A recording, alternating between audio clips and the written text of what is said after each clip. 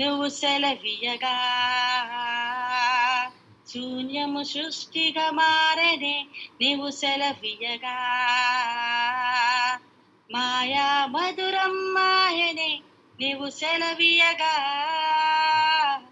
దురాత్మలు పారిపోయనే. నీవు సెలవీయగా దరిద్రము తొలగిపోయనే. నీ కార్యములు ఆశ్చర్యములు దేవా, నీ కార్యములు ఆశ్చర్యములు దేవా. Thank you brother. Hallelujah, praise God. చాలా చక్కని పాట పాడారు. నా ప్రసంగానికి చాలా రిలవెంట్ సాంగ్ అనమాట. సో ఆయన మాట ఇస్తే చాలు అనేక అద్భుత కార్యాలు జరిగినాయి. ఆయన మాట ఇస్తే చాలు సూపర్ న్యాచురల్ కార్యాలు, మిరాకిల్స్ జరిగినాయి, విడుదల జరిగినాయి, స్వస్థతలు జరిగినాయి. ఇంకా చాలా గంభీరమైన కార్యాలను ఆయన మానవాతీతంగా, సహజాతీతంగా ఆయన గొప్ప కార్యాలు చేస్తున్నాడు. ఆయన సెలవిస్తే, ఆయన మాట ఇస్తే చాలు. ఆ మాట చేతనే సమస్తాన్ని నిర్మించుకొని ఉన్నాడు. సో అయితే ఏంటంటే మోషే గురించి ఎగ్జాంపుల్గా పాడారు. ప్రభువైన యేసుక్రీస్తు వారి పరిచర్య గురించి పాడారు. మరి మోషే ప్రవక్త, ప్రభువైన యేసుక్రీస్తు వారు కూడా ప్రవక్త. ఆయన one of the dimension is ప్రవక్త. సో ఏంటంటే ఈ అద్భుతాలు జరగటం, సూచక్రియలు, మహత్కార్యాలు జరగటం అనేది ప్రవక్తల పరిచర్య. మరి ఎండ్ టైమ్స్లో ఏలియా అభిషేకము, అన్ని అభిషేకాలు ఉంటాయి. ఇంకా ప్రభువైన యేసుక్రీస్తు వారి అభిషేకం, పరిశుద్ధాత్మ అభిషేకము. కానీ ప్రిడామినెంట్గా ఏలియా యొక్క అభిషేకము, ఏలియా ఏ విధంగా పనిచేశాడో, సో ఆ విధమైన అభిషేకము, ఆ విధమైన పని జరుగుతుందన్నమాట. ఎందుకంటే ఆ మలాకి 4:4 చెప్తాడు కదా, ఆ మహా ఉగ్రత దినము రాకముందు, ఇంగ్లీష్లో చాలా చక్కగా ఉంటుంది, before that great and dreadful day of the lord, before that great and dreadful day of the lord I will send Elijah అని ఉంటాడనమాట. ఏలియాని పంపుతాను, నా ప్రవక్తని పంపుతాను. అతను తండ్రుల హృదయాల్ని పిల్లల తట్టు, పిల్లల హృదయాల్ని తండ్రుల తట్టు తను త్రిప్పుతాడనమాట. అంతే. మరి తండ్రి అయిన దేవుని తట్టు ఇజ్రాయేలు పిల్లలు, వాళ్ళ హృదయాన్ని, మరి దేవుని హృదయాన్ని ఇజ్రాయేల్ వైపు ఆయన త్రిప్పుతాడు. ఏలియా పరిచర్య ప్రకటన 11లో కూడా మనం చూస్తాం. ఇద్దరు ఎండ్ టైం ప్రాఫిట్స్ వస్తారు. ఓకే, ఇద్దరు సాక్షులు వస్తారు, వాళ్ళే ప్రవక్తలు. సో మరి వాళ్ళ పరిచర్య ఏ విధంగా, అందులో ఒకళ్ళు ఏలియా అని తప్పకుండా చెప్తారు. ప్రకటన 11లో ఆ ఇద్దరు ప్రవక్తలు కానీ, ఇద్దరు సాక్షులు కానీ, ఇద్దరు నా మాట వినపడుతుందా? ఓకే ఓకే, పవర్ ఆఫ్ అయింది, నేను డాంగిల్తో కనెక్ట్ అయినాం. Sorry for disturbance. On and ఆఫ్లో ఉందన్నమాట. ఇద్దరు ప్రవక్తలు, ఇద్దరు సాక్షుల పరిచర్య ఏంటంటే అందులో ఏలియా ఒకడని, ఏలియా హానోక్ అని ఒకళ్ళు, ఏలియా మోషే అని ఒకళ్ళు అంటారు. సో ఏది ఏమైనా వాళ్ళు కూడా తమ మాట చేతనే, వాళ్ళ నోటి నుండి అగ్ని బయలు వెళుతుంది అని ఉంటుంది. ఓకే, మాట చేతనే సమస్తము దేవుని శక్తి పొందుకొని, అభిషేకం పొందుకొని చేస్తూ ఉంటారు. సో ఈరోజు నేను ప్రసంగించబోయేది ఏంటంటే ప్రవక్తల పరిచర్య గురించి మనం, ఎందుకంటే ఎండ్ టైం ప్రాఫిటిక్ మూమెంట్ అనమాట. యోవేలు 2:28లో ఈ విధంగా ఉంటుంది, అంత్య దినముల యందు నా ఆత్మను కుమ్మరించేదను. ఓకే, అప్పుడేం జరుగుతుంది? నా కుమారులు కుమార్తెలు ప్రవచించెదరు అని ఉంటుంది. ప్రవచనాత్మకమైన పరిచర్య, ఎండ్ టైమ్స్ పరిచర్య. యవనస్తులు దర్శనములు చూస్తారు, వృద్ధులు కలలు కంటారు. నా సేవకులు, సేవకురాండ్రులు కూడా, వాళ్ళు కూడా ఏంటంటే ప్రవచించెదరు అని ఉంటుంది అనమాట. మన అపోస్తుల కార్యాలు, ఎఫీసీలకు రాసిన పత్రిక 4:13కి వెళ్తే, అందులో కొందరిని అపోస్తులు గాను, కొందరిని ప్రవక్తలు గాను, కొందరిని కాపరులు గాను, కొందరిని బోధకులు గాను, కొందరిని ఎవాంజలిస్టులు గాను సంఘము యొక్క క్షేమాభివృద్ధి కొరకు నేను నియమించాడంటాడు ప్రభువారు. సంఘం యొక్క క్షేమాభివృద్ధి కొరకు. అది ఇంగ్లీష్లో చాలా చక్కని మాట వాడతాడు, టు పర్ఫెక్ట్ ద సెయింట్స్. కొందరిని అపోస్తులు, కొందరిని ప్రవక్తలు. అందరూ అపోస్తులు కాదు, అందరూ ప్రవక్తలు కాదు, కానీ కొందరు అన్నమాట, కొందరు. సో మరి మోషే ఎదుట నిర్గమకాండంలో ఏంటంటే, ఒక దేశానికి దగ్గర 4 లక్షల నుంచి 5 లక్షల మంది ప్రజలకు, లేకపోతే 3 to 4 మిలియన్, ఐ థింక్ 40 లక్షల నుంచి 50 లక్షల మంది ప్రజలకు ఆయన ఒక్కడే పరిచర్య చేస్తున్నాడు.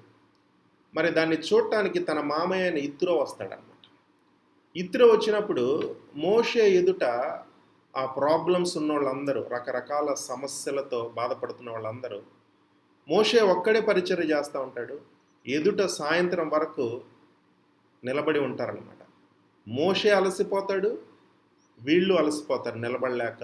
ఓకే, మరి అప్పుడు ఇత్రో ఏమంటాడంటే, ఇలా అయితే నువ్వు త్వరగా, ఇది సరైన విధానం కాదు, నువ్వు కొంతమంది పెద్దల్ని ఎన్నుకో.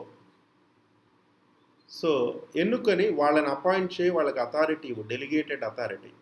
మరి ఇత్రో యొక్క జ్ఞానంతో, ఇత్రో కూడా యాజకుడు గనక ఆ మిద్యాను ప్రాంతంలో అతను యాజకుడు, దేవుని నమ్మినవాడు కనుక, మరి తన మామ మాట విని ఏం చేస్తాడు, తన మీదున్న ఆత్మని 70 మంది మీదకి పంపిస్తాడు. ట్రాన్స్ఫర్ ఆఫ్ ద స్పిరిట్స్ అంటారు, ఆర్ అభిషేకాన్ని, వాళ్ళని అభిషేకిస్తాడు. ఈ మోషే చేసే పనే. ఆ 70 మంది ఎలా ఉంటారు, అందరూ లీడర్స్ వాళ్ళందరూ. It's a leadership training, it's a prophetic training. ఎవరిని పడితే వాళ్ళని ఎన్నుకోడు. చూడండి, అపోస్తుల కార్యాలు 6:4 కూడా అక్కడ పరిచర్య బాగా విస్తరిస్తూ ఉంటుంది. విస్తరిస్తున్నప్పుడు చిన్న చిన్న గొడవలు, సమస్యలు మొదలవుతూ ఉంటాయి. ప్రతి సమస్యకి అపోస్తులే వచ్చి దాన్ని సాల్వ్ చేయాలంటే వాళ్ళ సమయము సరిపోదు. అందుకని ఏం చేస్తారు, 2 రకాల అత్యంత ప్రాముఖ్యమైన పరిచర్యలు ఉంటాయి అపోస్తుల కార్యాలు 6:4లో.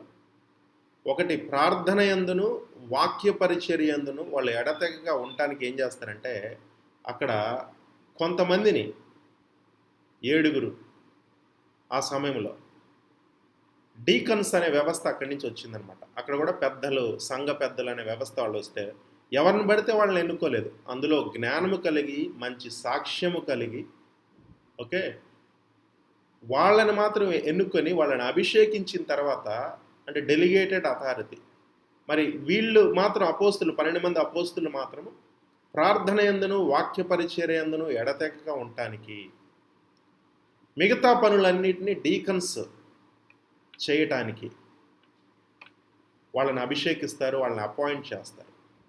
చూడండి, డీకన్సే కానీ అందులో ఒక డీకన్ అయితే ఫిలిప్పు ఒక పట్టణానికే, సమరయ అనే పట్టణానికే ఫిలిప్పు వెళ్తే దేవుడు ఆయన ఏ విధంగా వాడుకుంటాడంటే, ఎవాంజలిస్టిక్ పరిచర్య చేస్తాడు. పట్టణంలో మహా ఉద్యమం కలుగుతుందన్నమాట. అంత ఎబిలిటీ కలిగిన వాళ్ళు, అంత గ్రేస్ కలిగిన వాళ్ళు వాళ్ళంతా. సో మనది కూడా ఏంటంటే రివైవల్ లీడర్స్. ఇది 2వ సంవత్సరంలోకి మనం ఎంటర్ అయ్యాము. లాస్ట్ వీక్ కొంత వాక్యం షేర్ చేసుకున్నాము. అంటే ఒక దర్శనాన్ని నేను చెప్తున్నాను అన్నమాట, వివరిస్తున్నాను. రివైవల్ లీడర్స్ ఏంటంటే, ఇట్స్ ఎ లీడర్షిప్ విజన్. అంతే, లీడర్షిప్ విజన్. నాయకులని లేవనెత్తే, డీకన్సే కాదు. మరి ఈరోజు కొంతమంది అపోస్తలు, ప్రవక్తలు అని చెప్పుకొని టైటిల్స్ పెట్టుకొని వాళ్ళు ప్రపంచవ్యాప్తంగా ఉంది, వాళ్ళు పరిచర్య చేస్తూ ఉన్నారు. Well and good. కానీ ఒక ఫిలిప్పు వలె పరిచర్య మాత్రం లేదనమాట. ఎందుకంటే యవ్వనస్తుల గురించి మాట్లాడుతున్నాను. సీనియర్ ప్రాఫిట్స్, సీనియర్ అపోస్తుల గురించి నేను మాట్లాడట్లేదు. న్యూ టెస్టమెంట్లో కూడా అపోస్తులు, ప్రవక్తల పరిచర్య ఉన్నది. సంఘంలో కొంతమంది, సార్వత్రిక సంఘంలో దాన్ని వాళ్ళు నమ్మరు, కానీ అది వేరే విషయం. నేనైతే బలంగా విశ్వసిస్తాను, దాన్నే ప్రకటిస్తాను, ప్రసంగిస్తాను, ఎంకరేజ్ చేస్తాను. ఏంటంటే అపోస్తుల, ప్రవక్తల, బోధకుల, ఎవాంజలిస్టుల, కాపరుల, ఓకే, పరిచర్య ఇప్పుడు కూడా ఉన్నది. మరి ఒక డీకన్ అయిన ఫిలిప్పు ద్వారా ఒక మహా ఉద్యమం ఒక పట్టణానికే వచ్చింది. ఆయన అపోస్తులను పేరు పెట్టుకోలేదు, ప్రవక్తలను పేరు పెట్టుకోలేదు, కానీ ఆఫ్రికాలో చూస్తే ఈ రోజుల్లో డీకన్ అని కూడా పెట్టుకుంటుంటారు పేరు. ఒక టైటిల్ అనే దాన్ని బాగా హైలైట్ చేస్తూ ఉన్నారు. అది అవసరం లేదు. నువ్వు మామూలుగా ఉన్న ఒక ఆర్డినరీ బిలీవర్గా ఉన్నా సరే, సంఘములో లాస్ట్ బెంచ్లో కూర్చున్నా సరే, నిన్ను ఎవరు రికగ్నైజ్ చేయకపోయినా సరే, నీవు దేవుని పాదాల దగ్గర ఉంటే నిరంతరము ఆయన మాటల గురించి నువ్వు ఆకలి దప్పికలు కలిగి ఉండి నిన్ను నీవు ప్రభువారికి సమర్పించుకుంటే ఒక పట్టణాన్ని నుండి ఇంకా అనేక పట్టణాలని కదిలించే మహా ఉద్యమం, మహా మేలుకొలుపు తీసుకొచ్చే విధంగా దేవుడు నిన్ను తయారు చేస్తాడు, నిన్ను వాడుకుంటాడు కూడా అన్నమాట. దానికి నువ్వు అపోస్తులు ప్రవక్తలను టైటిల్ పెట్టుకోవాల్సిన పని లేదు. లేదా దేవుడు స్పెషల్గా నీకు ఆ భారం ఇస్తే, ఆ యొక్క రివిలేషన్ ఇస్తే, it's well and good. It's well and good. నేనైతే 1 సంవత్సరం నుంచి బోధిస్తుంది ఏంటంటే, ఆ టైటిల్స్ అనే ఆ టెంప్టేషన్కి లోన్ అవ్వకండి. టైటిల్స్ లేకపోయినా పర్లేదు, ఆ టైటిల్స్ కన్నా పెద్ద పరిచర్య చేయవచ్చు అది. సో మనందరం ఒక దర్శనము కలిగి మరి ఇక్కడికి వచ్చి ఉన్నాం. ఏంటంటే లీడర్షిప్. ఆ లీడర్షిప్లో ఒక యాంగిల్లో అపోస్తులిక్గా కూడా వాడబడవచ్చు. అపోస్తుల్ అంటే ఈజ్ ద సెంట్ వన్ అనమాట. ఒక నూతనమైన ప్రదేశానికి కానీ, లేదా దేవుడు ఒక పట్టణానికి, యోనాని ఒక పట్టణానికి పొమ్మన్నాడు. ఓకే, మరి ఆ పట్టణానికి సువార్తని ప్రకటించమన్నాడు. సువార్త ప్రకటించడం అంటే ఎవాంజలిస్ట్. కానీ మరి సెంట్ వన్ అనమాట. సెంట్ వన్, పంపబడిన వాడు అపోస్తులుడు. ఒక పైనీర్ వర్క్ చేస్తూ ఉంటాడు అనమాట. సంఘాలని స్థాపించడం, ఆత్మల్ని గెలుచుకోవటం. ఈ అపోస్తులిక్ పరిచర్యలో అన్ని రకాల ప్రాఫిటిక్ పరిచర్య ఉంటుంది, బోధకులు ఉంటారు, కాపర్ల పరిచర్య ఉంటుంది, ఓకే, ఎవాంజలిస్టుల పరిచర్య కూడా ఉంటుంది అనమాట. సో ఈరోజు నేను అపోస్తుల గురించి మాట్లాడట్లేదు, కానీ రెండవదైన ప్రవక్తల పరిచర్య గురించి నేను మాట్లాడాలనుకుంటున్నాను. దానికి కొంచెం ఇంట్రడక్షన్ ఇస్తా ఉన్నాను. వచ్చిన వాళ్ళందరికీ వెల్కమ్. మన మధ్య కొత్తగా టాడా బ్రదర్ వచ్చి ఉన్నారు. Welcome brother. So I think you're comfortable in Telugu. And Kumar sister, Miriam aunty, Sunitha sister and అందరికీ వెల్కమ్. Praise the Lord. కొంచెం లేట్ అయ్యారు, పర్వాలేదు. బ్రదర్ జాన్ బ్రదర్ మనం ప్రేయర్ చేసాం కదా కోవిడ్ తో హీల్ అయ్యారు. Yeah, praise God. That is brother. Yeah, welcome brother John. Welcome అండి. Thank you. We are very happy for you that you got healing. Praise God. We'll continue to pray for you till you get completely restored. దేవుని నామానికి మహిమ కలుగును గాక. So మనం ఏంటంటే ఆ prophetic గ్రేస్లోకి మనం అడుగుతూ ఉంటే, మనం ప్రవక్తలు అవ్వాల్సిన పని లేదు. కానీ ఓకే, ప్రాఫిటిక్ అనేది ప్రతి ఒక్కళ్ళ మనం మూవ్ అవ్వచ్చు. ప్రాఫిటిక్గా, ప్రవచనాత్మకంగా. అంటే ఏంటి? ప్రవచనాత్మకంగా ఒక డైమెన్షన్ ఏంటంటే భవిష్యత్తుని చూడటం, కలలు, దర్శనాలు, ప్రవచించటం.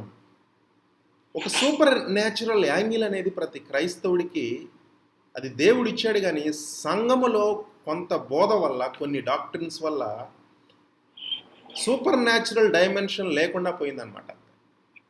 కానీ కొంతమంది నమ్ముతారు అందులో భాగంగా, అంటే పరిశుద్ధాత్మను పొందుకొని, పరిశుద్ధాత్ముడే సూపర్ న్యాచురల్, గాడ్స్ స్పిరిట్ అన్నమాట.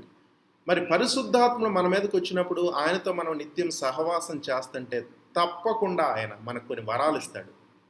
వ్యక్తి ఉంటే వరాలు ఇస్తాడు, భవిష్యత్తుని చూపిస్తాడు. నేను దాన్ని బలంగా నమ్ముతాను. ఎందుకంటే అది ఆల్మోస్ట్ 12 నుంచి 13 సంవత్సరాల కాలం నుంచి నేను భవిష్యత్తుని చూస్తూ ఉన్నాను. అది నాకు సంబంధించింది కానీ, నా ఫ్రెండ్స్కి సంబంధించింది కానీ, రాష్ట్రాలకి, దేశాలకు సంబంధించింది కానీ, నాయకులకి సంబంధించింది కానీ, కుటుంబాలకు సంబంధించింది కానీ, కళలు, దర్శనాల ద్వారా దేవుడు భవిష్యత్తుని చూపిస్తున్నాడు. అనేక విధాలుగా నేను ప్రూవ్ చేశాను. ఓకే, సో ఇంకా అది నా స్వకీయ అనుభవంలో ఉంది కనుక అది రాంగ్ అంటే నేను అసలు ఒప్పుకోను. ఓకే, అది వాళ్ళకే వదిలేస్తాను, నేను వాళ్ళని విమర్శించను. కానీ నేను దాన్ని బలంగా నమ్ముతాను, దాన్ని ప్రకటిస్తాను, ఆ విషయంలో అందరినీ ఎంకరేజ్ చేస్తాను. ఎంత ఉపయోగం అంటే చూడండి, మరి దాదాపు 8 నుంచి 9 రోజుల ప్రయాణం చేసి వచ్చాము. నా ప్రతి ప్రయాణంలో ఇప్పుడు పరిస్థితులు బయట ఏ విధంగా ఉన్నాయో అందరికీ తెలుసు. బయటికి వెళ్ళాలంటే భయము, మరలా థర్డ్ వేవ్ అంటున్నారు. మరి వెళ్ళకుండా ఉండలేము. అప్పుడు ఎలా అంటే నేను చేసే విధానం ఎలా ఉంటుందంటే, ప్రార్థన చేస్తాను. కొన్ని రోజుల నుంచి ప్రార్థన చేస్తూ ఉంటాను. ప్రార్థన చేస్తూ ఉంటే, దేవా మీరు మాట్లాడండి. మన దేవుడు మాట్లాడే దేవుడు. కొంతమంది ఆ మాటలని వాక్యానికే పరిమితం చేస్తారు. Okay, yes, well and good. వాక్యం ద్వారా ప్రిడామినెంట్గా, ఓకే, ప్రైమరీలీ ఆయన వాక్యం ద్వారా మాట్లాడతాడు. కానీ వాక్యం ద్వారా మాట్లాడేటప్పుడు, లోగోస్ వర్డ్ ఆఫ్ గాడ్ ద్వారా మాట్లాడేటప్పుడు స్పెసిఫికల్గా ఉండదన్నమాట. అంటే ప్రత్యేకంగా, అంటే చాలా స్పష్టంగా ఉండదు. అదొక ప్రాబ్లం. మనం ఓన్లీ వాక్యం ద్వారానే మాట్లాడుతుంటే అదొక ప్రాబ్లం. కానీ దాన్ని కూడా మనం కన్సిడర్ చేయాలి. ఇంకోటి ఏంటంటే, నేను ఎక్కువగా ఆధారపడేది ఆ గిఫ్ట్లో ఆపరేట్ అవుతూ ఉంటా కనుక, ప్రభువా నేను ఇదిగో సపోజ్ వైజాగ్ ఆర్ హైదరాబాద్ వెళ్ళాలనుకుంటున్నాను, నాకేదన్నా డేంజర్ ఉందా, లేకపోతే బెంగళూరు, నాకేదన్నా డేంజర్ ఉందా, వెళ్ళటం మీ చిత్తమేనా అని కొన్ని రోజుల నుంచి ప్రార్థన చేస్తూ ఉంటాను. ఒకసారి ఏ డైరెక్షన్లో వెళ్ళాలి అని కూడా ప్రార్థన చేస్తూ ఉంటాను. ఓకే, తప్పకుండా దేవుడు ఏదైనా డేంజర్ ఉందనుకో, అది కళ ద్వారా చూపిస్తే నేను ఆగిపోతాను. అలానే కళల మీదే నేను పూర్తిగా ఆధారపడను. ఆ కళలకి బ్యాకప్గా దేవుని వాక్యం కూడా. రీసెంట్గా చెప్పాను కదా, అంతకుముందు టూర్లో గో అని వచ్చింది ఆదికాండం నుంచి. వెళ్ళు, నువ్వు నడువు ఈ దేశంలో, కుడివైపుకి ఎడమవైపుకి అన్ని దిక్కుల, ఉత్తర దక్షిణ దిక్కుల అన్ని నడువు, నువ్వు అడుగుపెట్టే ప్రతి స్థలాన్ని ఇస్తాన్నాడు. గో అని స్పష్టంగా వచ్చింది కాబట్టి ఆ రోజు ఒక్కడనే బయలుదేరి వెళ్ళాను విశాఖపట్నం. చాలా బలంగా దేవుడు వాడుకున్నాడు. తర్వాత ఇప్పుడు ఫ్యామిలీతో వెళ్ళాను. ఫ్యామిలీతో వెళ్ళేటప్పుడు కూడా ప్రార్థన, మీ అందరి ప్రార్థన. మనం భవిష్యత్తుని చూడగలము. నేను ప్రసంగించినప్పుడు చెప్పాను, Christians are not ordinary human beings. Christians are supernatural beings. They are divine beings. కానీ ఆ విధంగా ఎందుకు ఉండట్లేదంటే, తండ్రి కుమార అంతవరకు వాళ్ళకి ఓకే, కానీ పరిశుద్ధాత్ముడి దగ్గరికి వచ్చేసరికి ప్రాబ్లం వస్తుంది. తండ్రి కుమార పరిశుద్ధాత్మ త్రిత్వంలోనే. తండ్రి కుమార ఓకే, కానీ పరిశుద్ధాత్మ ఆత్మ కదా, ఆత్మ మన లాజిక్కి అందడు. సో ఆత్మ దగ్గరికి వచ్చేసరికి ప్రాబ్లం వస్తుందన్నమాట. మనం ఆదికాండం నుంచి ప్రకటన వరకు చూసుకుంటే గొప్ప గొప్ప భక్తులు, బాగా వాడబడిన వాళ్ళు, ఏమైనా పడిపోయిన వాళ్ళు కూడా ఎవ్వరూ అభిషేకించబడకుండా పరిశుద్ధాత్మతో సాన్నిహిత్య సంబంధం లేకుండా ఎవ్వరూ లేరు. ఒక ప్రత్యేకమైన జీవన శైలి లేకుండా, పరిశుద్ధాత్మతో అన్యోన్య సహవాసం లేకుండా ఎవ్వరూ లేరు. అంతే.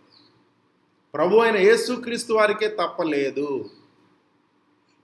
ఆయన పుట్టుకతో సహా, ఆయన అడుగడిగి ఏది చేయాలన్నా గ్రంథపు చుట్టలో రాయబడిన ప్రకారము నేను వచ్చి ఉన్నానంటాడు అన్నమాట.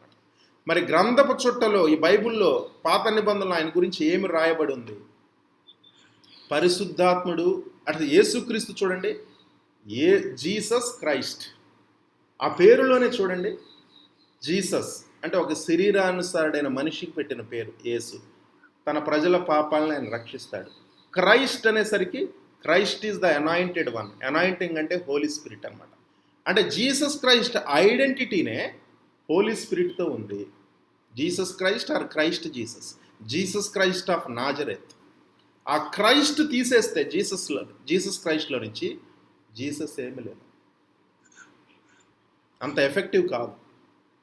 బాలయేసు, ఆ బాలయేసు కూడా ప్రాణాలు రక్షించుకోవడానికి పారిపోవాల్సి వచ్చింది, తల్లిదండ్రులు దాచవలసి వచ్చింది.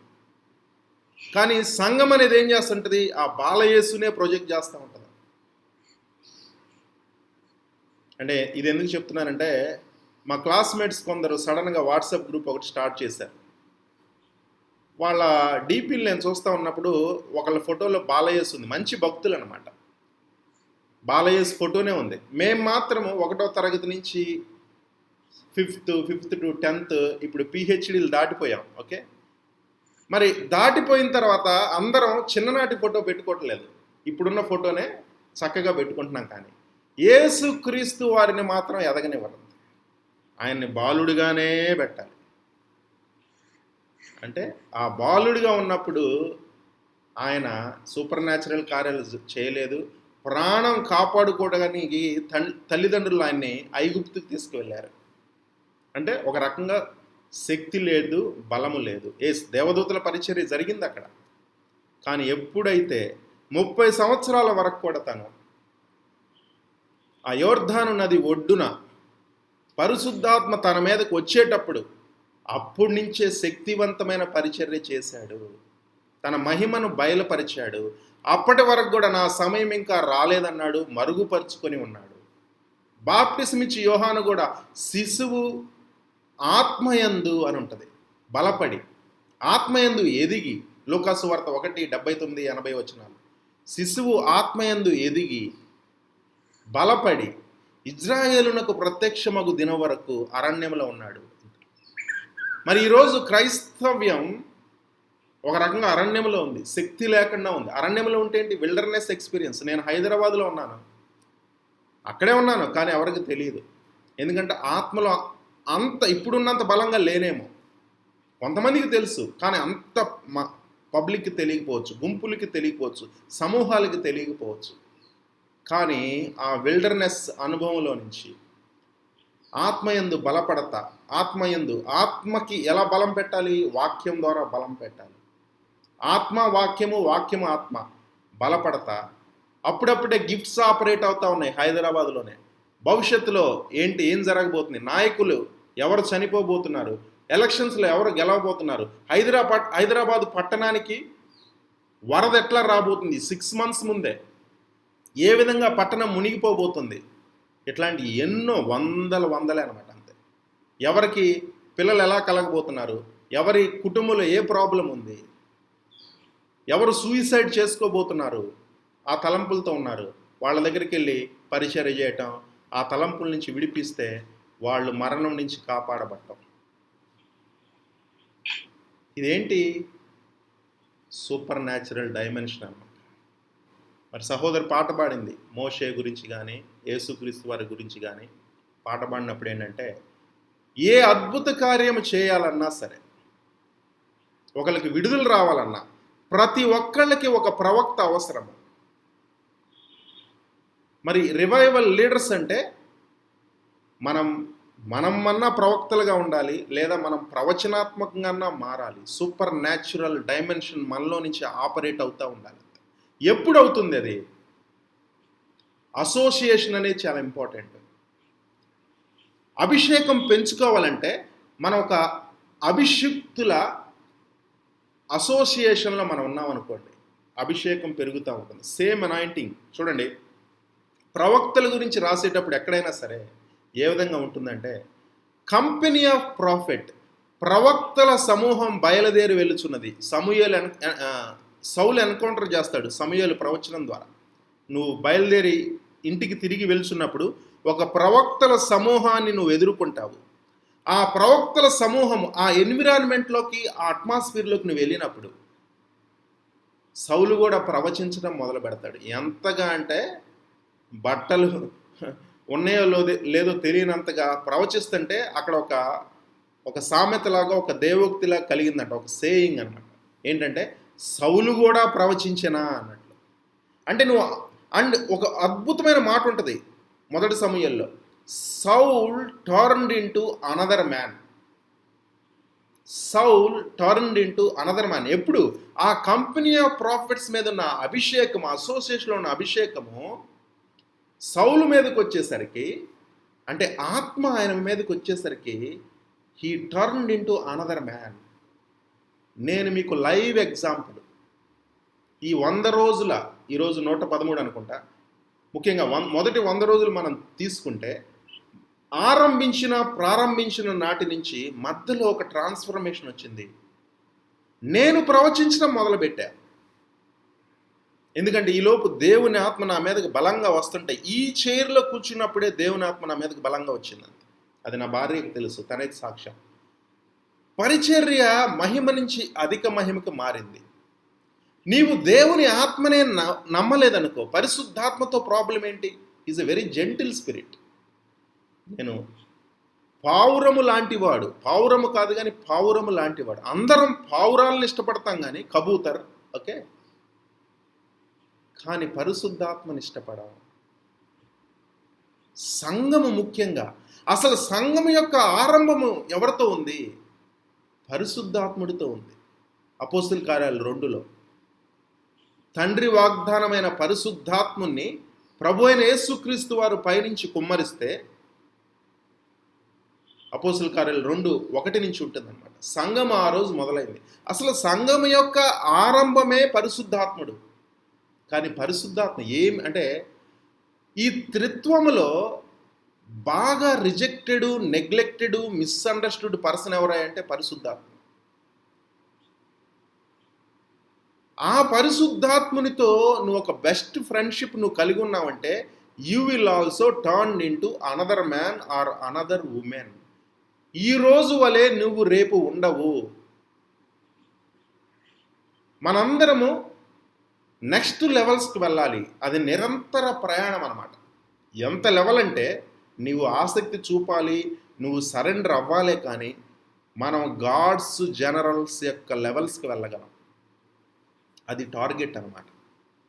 ఎందుకు అంటే యేసుక్రీస్తు వారిని ఈ కోవిడ్ కానీ ఏ ప్లేగ్ కానీ తాకలేదు. దేవుణ్ణి తాకదు కదా, తాకితే భస్మం. ఓకే, అపోస్తుల్ని కూడా తాకలేదు. మరి సంఘాన్ని తాకింది. సంఘంలో అనేక మంది యోధులు, గొప్ప గొప్ప శిఖరాల లాంటి వ్యక్తులు మహిమలోకి వెళ్ళిపోయారంటే ఆ పదం నేను వాడదలుచుకోలేదు. కోల్పోయాం మనం వాళ్ళని. సంఘానికి ఆ పరిస్థితి రావాల్సిన పని లేదు. సంఘము సంఘముగా లేదు, క్రైస్తవ సమాజము సమాజముగా లేదు. ఎందుకంటే ముఖ్యంగా పరిశుద్ధాత్మ విషయంలో మన యాటిట్యూడ్ని మరొకసారి మనం సరి చేసుకోవాలి. పరిశుద్ధాత్మునితో రిలేషన్ విషయంలో, కనెక్షన్ విషయంలో మనకెందుకు భయాలు, అపోహలు? కొంతమంది బోధించినట్లు, బోధిస్తున్నట్లు అది నిజమేనా? దాన్ని నమ్మితే ఆ శక్తి కోల్పోయింది క్రైస్తవ్యం. క్రైస్తవులు ఆ శక్తి కోల్పోయారు.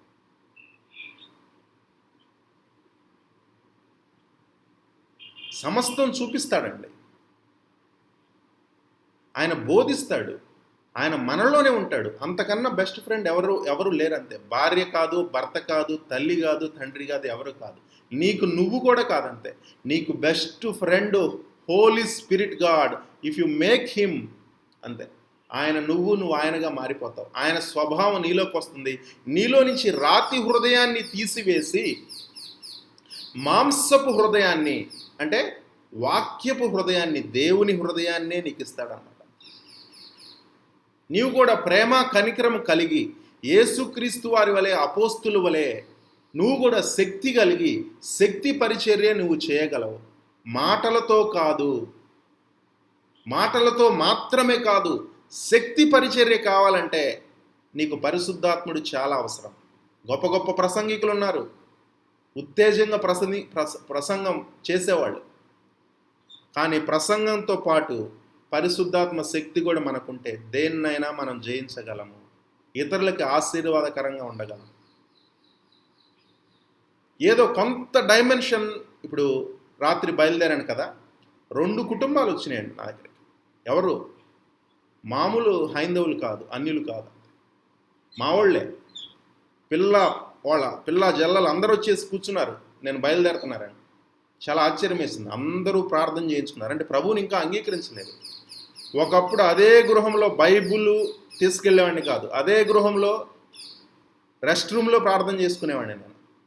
అంత స్వాతంత్రం లేదు. అనేక సంవత్సరాలు పట్టింది. కానీ వాళ్ళే అందరూ కూడి, ఈవెన్ నా తల్లిదండ్రులకు కూడా ఆయిల్ అనాయింటింగ్ చేసి ప్రార్థన చేశాను.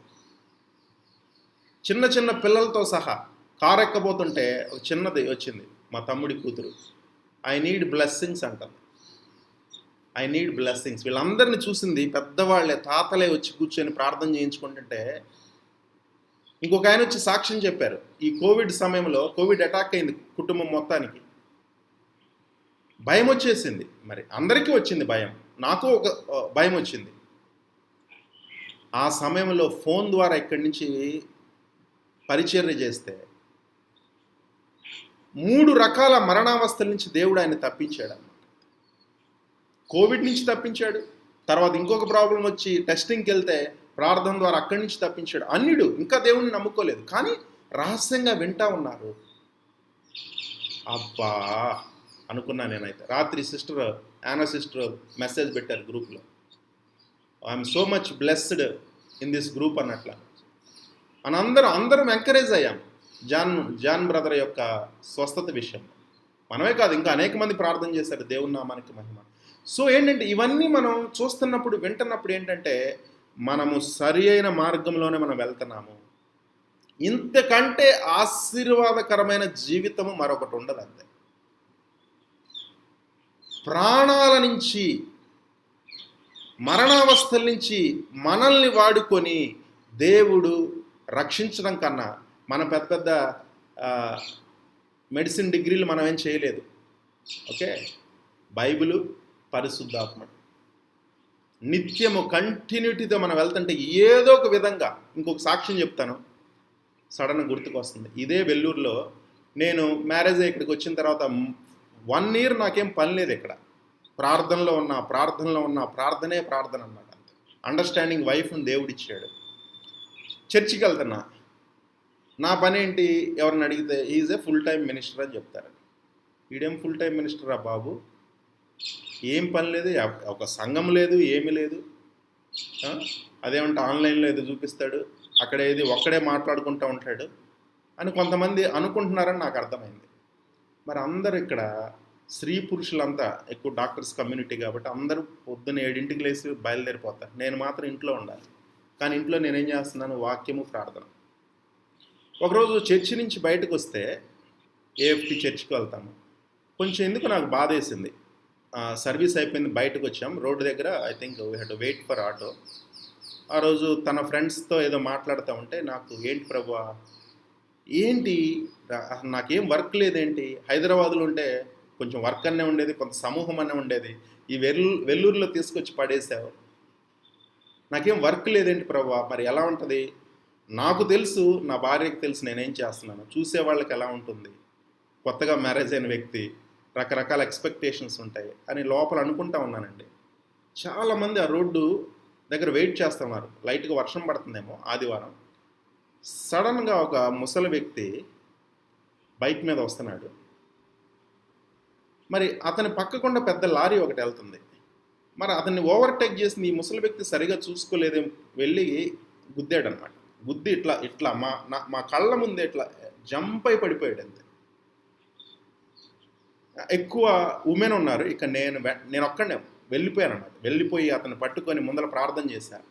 ఏంటి, ఆ డెత్ స్పిరిట్ని క్యాన్సిల్ చేశా. ఎవరన్నా అలాంటి పరిస్థితిలో ఉన్నప్పుడు మొదట ఏంటంటే we have to bind the death spirit. Death స్పిరిట్ని క్యాన్సిల్ చేసి ఒక్కడనే ఉన్నాను. అతను పట్టుకున్నాను, ఒక మంచి సమరయుడిలాగా అనమాట. పట్టుకొని అతని తల మీద చేసి ప్రార్థన చేస్తున్నాను. ఈలోపు ఇంకొంతమంది వచ్చారు, ఆ వైపు నుంచి ఈ వైపు నుంచి వచ్చారన్నమాట. తర్వాత ఎవరో ఫోన్ చేశారు, ఆయన వైఫ్, ఆ డాక్టర్ వచ్చారు, ఏడ్చుకుంటూ వచ్చారు, ఏమన్నా అయిపోయిందేమోనని. అందరూ చూశారనమాట. అందరూ చూశారు. అప్పుడు నేను అనుకున్నాను, అబ్బా సూపర్ ప్రభువా, మీరు శూన్యము నుంచి సమస్తాన్ని క్రియేట్ చేయగలరు. ఇప్పుడు దాకా ఏమి లేదనుకుంటున్నా, పుల్పిట్ మీద నేను మాట్లాడలేదు అనుకుంటున్నాను, కానీ అందరూ చూసే విధంగా, అందులో కొంతమంది ఎవరన్నా తక్కువగా చూస్తున్నారేమో, విమర్శకులు ఉన్నారేమో, లేదా వాళ్ళకి కొన్ని ప్రశ్నలు ఉన్నాయేమో నేను నా పరిచర్య గురించి, అంటే అందరికి లైవ్ డెమో ఇచ్చాడు దేవుడు. అది నన్ను చాలా ఎంకరేజ్ చేస్తుంది. ఎందుకంటే ఈరోజు ఆ రూట్లో నుంచి వచ్చాను నేను. అందరికి లైవ్ డెమో ఇచ్చాడు. ఒక ప్రాణాలు కోల్పోవలసిన వ్యక్తిని, ఓకే, నాకు భాష కూడా రాదు, నా కళ్ళ ముందే అలా జరిగిందంతే. అంటే దేవుడు అది చేయలేదు, కానీ సైతాను చేసేదాన్ని ఈ యొక్క అభిషేకము ద్వారా, ఆ మంచి సమరయుని పరిచర్య ద్వారా అతని ప్రాణాన్ని దేవుడు రక్షించాడు అన్నమాట.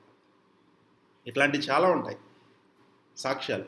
అంటే ప్రపంచానికి మనం ఏం చేస్తున్నామో తెలియకపోవచ్చు, పెద్ద మనకి పెద్ద డయాసులు మనకేమి లేకపోవచ్చు, లక్షల మంది లేకపోవచ్చు, కానీ దేవుడు చూస్తూ ఉన్నాడు. ఇందులో మనం కంటిన్యూ అవుతూ ఉంటే చాలు. అలానే మనకి ఆర్థికంగా కానీ, లేకపోతే ఇంకా సంఘంలో, ఇప్పుడు మొన్న వైజాగ్ వెళ్ళాము, ఎంతమంది అంటే దగ్గర 13 నుంచి 15 మంది వచ్చారు. ఒకప్పుడు అది కూడా లేదు. పెద్దలు ఉన్నారు, అంజమ్మ ఆంటీ, మిరియమ్మ ఆంటీ, సునీతక్క, నిర్మలక్క, ఓకే, పెద్దలు, యవ్వనస్తులు. ఆ ఫోటోలు చూస్తుంటే ఎంత సంతోషం. అందుకని ఇది పెట్టాను చూడండి, స్క్రీన్ మీద ఉంది అదంతా. అందరూ ఒక దర్శనం కలిగి చక్కగా ఇంకా ఇంకా 4-5 రావాల్సి ఉంది, మార్నింగ్ టైం కాబట్టి రాలేకపోయారు. We had very best breakfast అనమాట, మంచి హోటల్లో we had very best breakfast. అంతే. ఒక గుంపు ఒక సమూహం మొదలైంది. It's a company. ఒక దర్శనం కలిగి, రివైవల్ లీడర్స్ అనే దర్శనం కలిగి ప్రార్థించేవాళ్ళు వాళ్ళ పరిచర్య, పాటలు పాడేవాళ్ళు వాళ్ళ పరిచర్య, ప్రసంగించేవాళ్ళు పరిచర్య, ఇంకా బ్యాకప్ సపోర్టు డీకన్స్ లాగా ప్రత్యూష్ కానీ వీళ్ళందరూ, వరప్రసాద్ బ్రదర్, ఇంకా అందరూ, ఇంకా చెప్పుకుంటే అందరూ, అటు సాహస్ హైదరాబాద్ నుంచి వచ్చాడు. సో మనం ఇందులో కంటిన్యూ అవుతూ ఉంటే there are higher levels of glory. 100 దగ్గర ఆపుంటే ఇది జరుగుండేది కాదు. ఆ హోటల్లో అనేక మందికి పరిచర్య జరిగింది, విట్నెస్ అయ్యాం అందరం. ఆ హోటల్లో ఆ వర్క్ చేసేవాళ్ళు కానీ, ఓకే, వాళ్ళు ప్రార్థన చేయించుకున్నారు వచ్చి అన్నిలు. అక్కడ హాస్పిటాలిటీ స్టాఫ్ కానీ లేదా క్లీనింగ్ స్టాఫ్ కానీ వాళ్ళందరూ కూడా అన్నమాట. ఓహో వీళ్ళు క్రైస్తవులు అందరూ చూస్తూ ఉన్నారు, కెమెరాలు పెట్టుకొని కూడా చూస్తూ ఉంటారా ఓ అన్నట్లు. అంటే ఇండైరెక్ట్గా కానీ డైరెక్ట్గా కానీ మెసేజ్ వెళ్ళిపోతుంది అనమాట. అది పరిచర్య. సో కొన్ని వాక్యాలు మనం చూసుకున్నాము. దేవుని నామానికి మహిమ కలుగునుగాక. We have to continue as the company of profits. ఒక అసోసియేషన్లో, ఒక ఫెలోషిప్లో మనం కంటిన్యూ అవుతా ఉన్నామంటే మనం మహిమ నుంచి అధిక మహిమకి మనం వెళ్ళగలము. అందరినీ దేవుడు వాడుకుంటాడు. ఒకళ్ళ మీద ఉన్న గ్రేసు, ఒకళ్ళ మీద ఉన్న అభిషేకము అలా ట్రాన్స్ఫర్ అవుతూ ఉంటుంది, అట్మాస్ఫియర్ మారుతూ ఉంటుంది అన్నమాట. Befriend a prophet to become a prophet. నువ్వు ఒక ప్రవక్త అవ్వాలనుకున్నా లేదా ఒక ప్రవచనాత్మకమైన వ్యక్తిగా నువ్వు ఉండాలనుకున్నా అలాంటి వ్యక్తితో కానీ నువ్వు సహవాసం చేయాలి. కంటిన్యూటీ. మరి అలాంటి వ్యక్తులతో సహవాసం చేస్తే పరిస్థితులు ఏ విధంగా మారిపోయినాయి అని అనేక ఎగ్జాంపుల్స్ ఉన్నాయి. ఐ డోంట్ థింక్ సో ఇవన్నీ చూస్తే 5 వరకు కంప్లీట్ అవుతుందో లేదో, లేదా 2 భాగాలుగా మనం చూస్తున్నాము. పాత నిబంధనలో మేజర్ ప్రాఫిట్స్ ఉన్నారు, మైనర్ ప్రాఫిట్స్ ఉన్నారు. అందరూ ప్రవక్తలే, ఓకే. అక్కడ మేజరు మైనర్ అని దేవునికైతే భేదం లేదు, కానీ వాళ్ళ ఇంపాక్ట్ని బట్టి థియోలాజియన్స్ ఆ విధంగా డివైడ్ చేశారు, డిస్క్రైబ్ చేశారన్నమాట. పాత నిబంధనలో ఏదైతే ప్రవక్తల పరిచర్య ఉన్నదో నూతన నిబంధనలోకి వచ్చేసరికి అదే అపోస్తులిక్ పరిచర్య అన్నమాట. ఏలియా, ఏలీషా, మోషే, ఓకే, దావీదు, సమూయేలు, ఈ రేంజ్ ఆఫ్ ప్రాఫిట్స్ ఉన్నారు కదా. సంసోను, నూతన నిబంధనలో వాళ్ళే అపోస్తులు అనమాట. ఆ రేంజ్లో పరిచర్య చేసిన వాళ్ళు వాళ్ళే అపోస్తులు. అదే నూతన నిబంధనలో ప్రవక్తల పరిచర్య కూడా ఉంది. ఎందుకంటే పరిశుద్ధాత్మతో నింపబడటమే. మనం పరిశుద్ధాత్మ యుగంలో, కృపాయుగంలో ఉన్నాము. He is the spirit of grace. అంతే. యోహాను సువార్త 14, 15, 16 అధ్యాయాలు మనం చూసినప్పుడు ఆయన రాబోయే సంగతులను ముందుగానే మనకు తెలియపరుస్తాడు. Is the omniscient God. అంటే ఏంటి ఆమ్నిసైంట్ గాడ్ అంటే? భూత, వర్తమాన, భవిష్యత్తులు తెలిసినవాడు. He declares the end from the beginning. అసలు ఈ యుగాంతపు ఎండ్, యుగాంతంలో ఏం జరుగుతుంది అనేది ఆయన ముందలే డిక్లేర్ చేశాడంట. హనోకు ద్వారా చూడండి, ప్రవక్త ముందలే చెప్పేశాడు. వేవేల పరిశుద్ధులతో ఆయన రాబోతున్నాడు. ఫస్ట్ క్రిస్మస్ గురించి కాదు, 2వ రాకడ గురించి ఆదికాండం 6లోనే 5-6 అధ్యాయాల్లోనే హనోక్ అనే ప్రవక్త దేవునితో నడుస్తా ఎండ్ టైం, యుగాంతం గురించి, ఆ ప్రవచనాల గురించి చెప్పాడు. అనేక కలలు, దర్శనాలు. అఫ్కోర్స్ కలలు, దర్శనాలు అన్నీ దేవుని దగ్గర నుంచి కాదు, మన తలంపుల నుంచి వస్తాయి, అండ్ లేదా దెయ్యం దగ్గర నుంచి కూడా వస్తాయి, డెవిల్ దగ్గర నుంచి కూడా. దాన్ని డిజర్న్ చేయాలి, జాగ్రత్తగా మనం ఇంటర్ప్రిట్ చేయాలి. అది వేరే సబ్జెక్ట్, అది దాంట్లోకి వెళ్ళట్లేదు. అంటే నువ్వు ఎలా ఉండాలి, నీకు రాబోతుంది ఏంటి, మనుషుల హృదయాల్లో ఏముంది. సో మనందరం ఒక సూపర్ న్యాచురల్ డైమెన్షన్లోకి to turn into another man or another woman అనమాట. ఈ లెవెల్ నుంచి నెక్స్ట్ లెవెల్కి వెళ్ళాలంటే దేవుని ఆత్మ మన మీదకి వస్తున్నప్పుడు మనం ట్రాన్స్ఫార్మ్ అవుతూ ఉంటాం. ఏమవుతుంది? మొదట ఆ ఎఫెక్ట్ మైండ్ మీద పడుతుంది. మీరు క్రీస్తు మనసుని ధరించుకొని అంటాడు, కలిగి ఉండండి అంటాడు. క్రీస్తు మనసుని క్రీస్తు అంటే అభిషేకం. అభిషేకము మన తలంపులుండి ఆయన మనకు బోధిస్తూ ఉంటాడు. అంటే మన తలంపులు కూడా అభిషేకం యొక్క కంట్రోల్లోకి వచ్చినాయి అనుకోండి.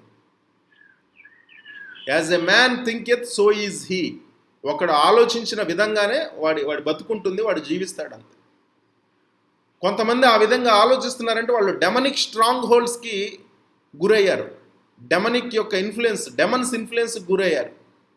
అందుకనే నానా రకాల ఘోరాలు జరుగుతూ ఉన్నాయి బయట. కానీ మనం పరిశుద్ధాత్మ ఇన్ఫ్లుయెన్స్కి మనం గురవ్వాలి. క్రీస్తు మనస్సును మనం కలిగి ఉండాలి. సో మనం పరిశుద్ధాత్మ వ్యక్తులము, ఆయనకి సరెండర్ అవ్వాలి.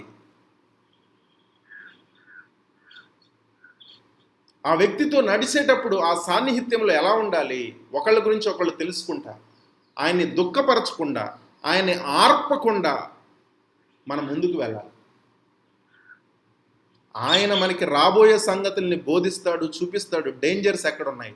ఒక రిలేషన్లోకి ఎంటర్ అయ్యేటప్పుడు రాత్రి మరి గుంటూరు రైల్వే స్టేషన్లోనే ఆశా ఫ్రెండ్ ఒక అమ్మాయి వచ్చింది. అక్కడ మన ఏంటది బాప్టిస్ట్ హాస్పిటల్ ఉంది కదా బెంగళూరులో, అక్కడ పీజీ చేసేటప్పుడు ఆ సిస్టరు నర్స్ కోర్స్ చేస్తూ ఉంది అక్కడ. తను వచ్చింది గుంటూరులో, తను మంచి హాస్పిటల్లో చేస్తూ ఉంది. తను ఇప్పుడు ఒక మేజర్ డెసిషన్ తీసుకోవాలి వివాహం విషయంలో. తను పరిశుద్ధాత్మ పొందుకున్న వ్యక్తి. అఫ్ కోర్స్ ఆ వర్క్ను బట్టి అంత she is not on fire that much. ఒక వేరే హైదరాబాదులో ఉన్న మేజర్ సంఘం నుంచి ఒక సంబంధం వచ్చింది. వాళ్ళు పోస్ట్పోన్ చేస్తూ ఉన్నారు. తనకేమో లేట్ అవుతుంది. ఎలా? ఇప్పుడు పెద్ద క్వశ్చన్ మార్క్ అనమాట. సరే, చిన్న ప్రార్థన చేసాము, కొంత గైడెన్స్ ఇచ్చాము. ముఖ్యంగా ఏంటంటే, నీ కళలు వస్తున్నాయా, నీ కళలు ఏ విధంగా వస్తే దాన్ని గమనించు.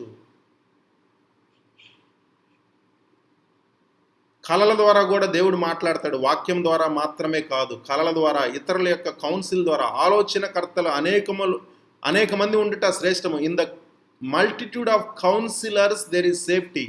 Is the spirit of counsellor. పెద్దల యొక్క కౌన్సిలింగ్ మనం తీసుకోవాలి. హెచ్చరికలు ఏమైనా రావచ్చు, అది సరి అయిందో కాదో. ముఖ్యంగా ఆ పెద్దలు జ్ఞానాత్మ, బుద్ధి ఆత్మ, వివేకం కలిగిన ఆత్మను పొందుకుంటే ఇంకా మంచిది. వాళ్ళు కొంత సెన్స్ చేయగలరు. 4-5 డైమెన్షన్లో నీకు లోపల పీస్ ఉందా, ఏదా ఏజ్ పెరిగిపోతుంది, లేదా ప్రెజర్ ఎక్కువైతుంది, వాళ్ళు అదనుకుంటున్నారు ఇదనుకుంటున్నారని నువ్వు తొందరపడుతున్నావా? జాగ్రత్త. భాషల్లో బాగా మాట్లాడు. దాన్ని ఎంతగా వెక్కిరించినా సరే.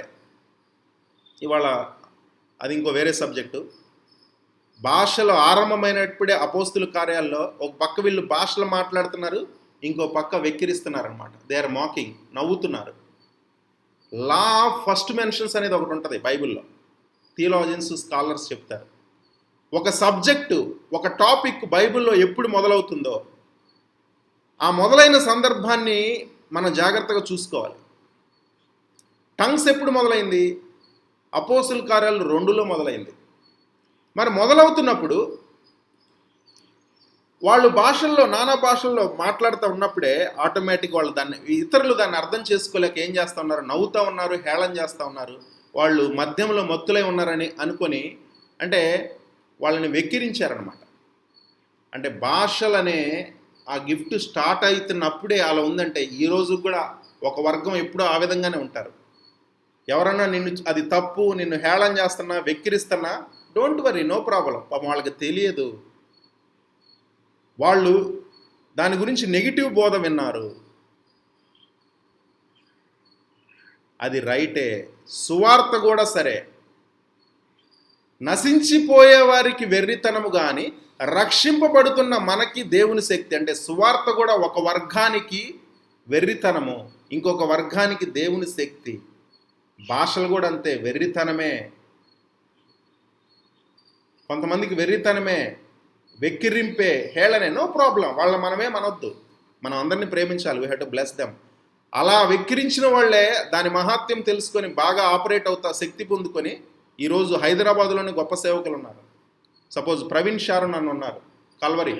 ఆయన సిఎస్ఐ బ్యాక్గ్రౌండ్, అందుకని ఆయన పరిచర్య అంతా సిఎస్ఐ గ్రౌండ్స్లోనే ఎక్కువ జరుగుతూ ఉంటుంది. వెస్లీ డిగ్రీ కాలేజ్ స్టూడెంట్ ఆయన, CSI I think Lutheran background అనుకుంటా. ఆయన సాక్ష్యం అందరికీ తెలుసు.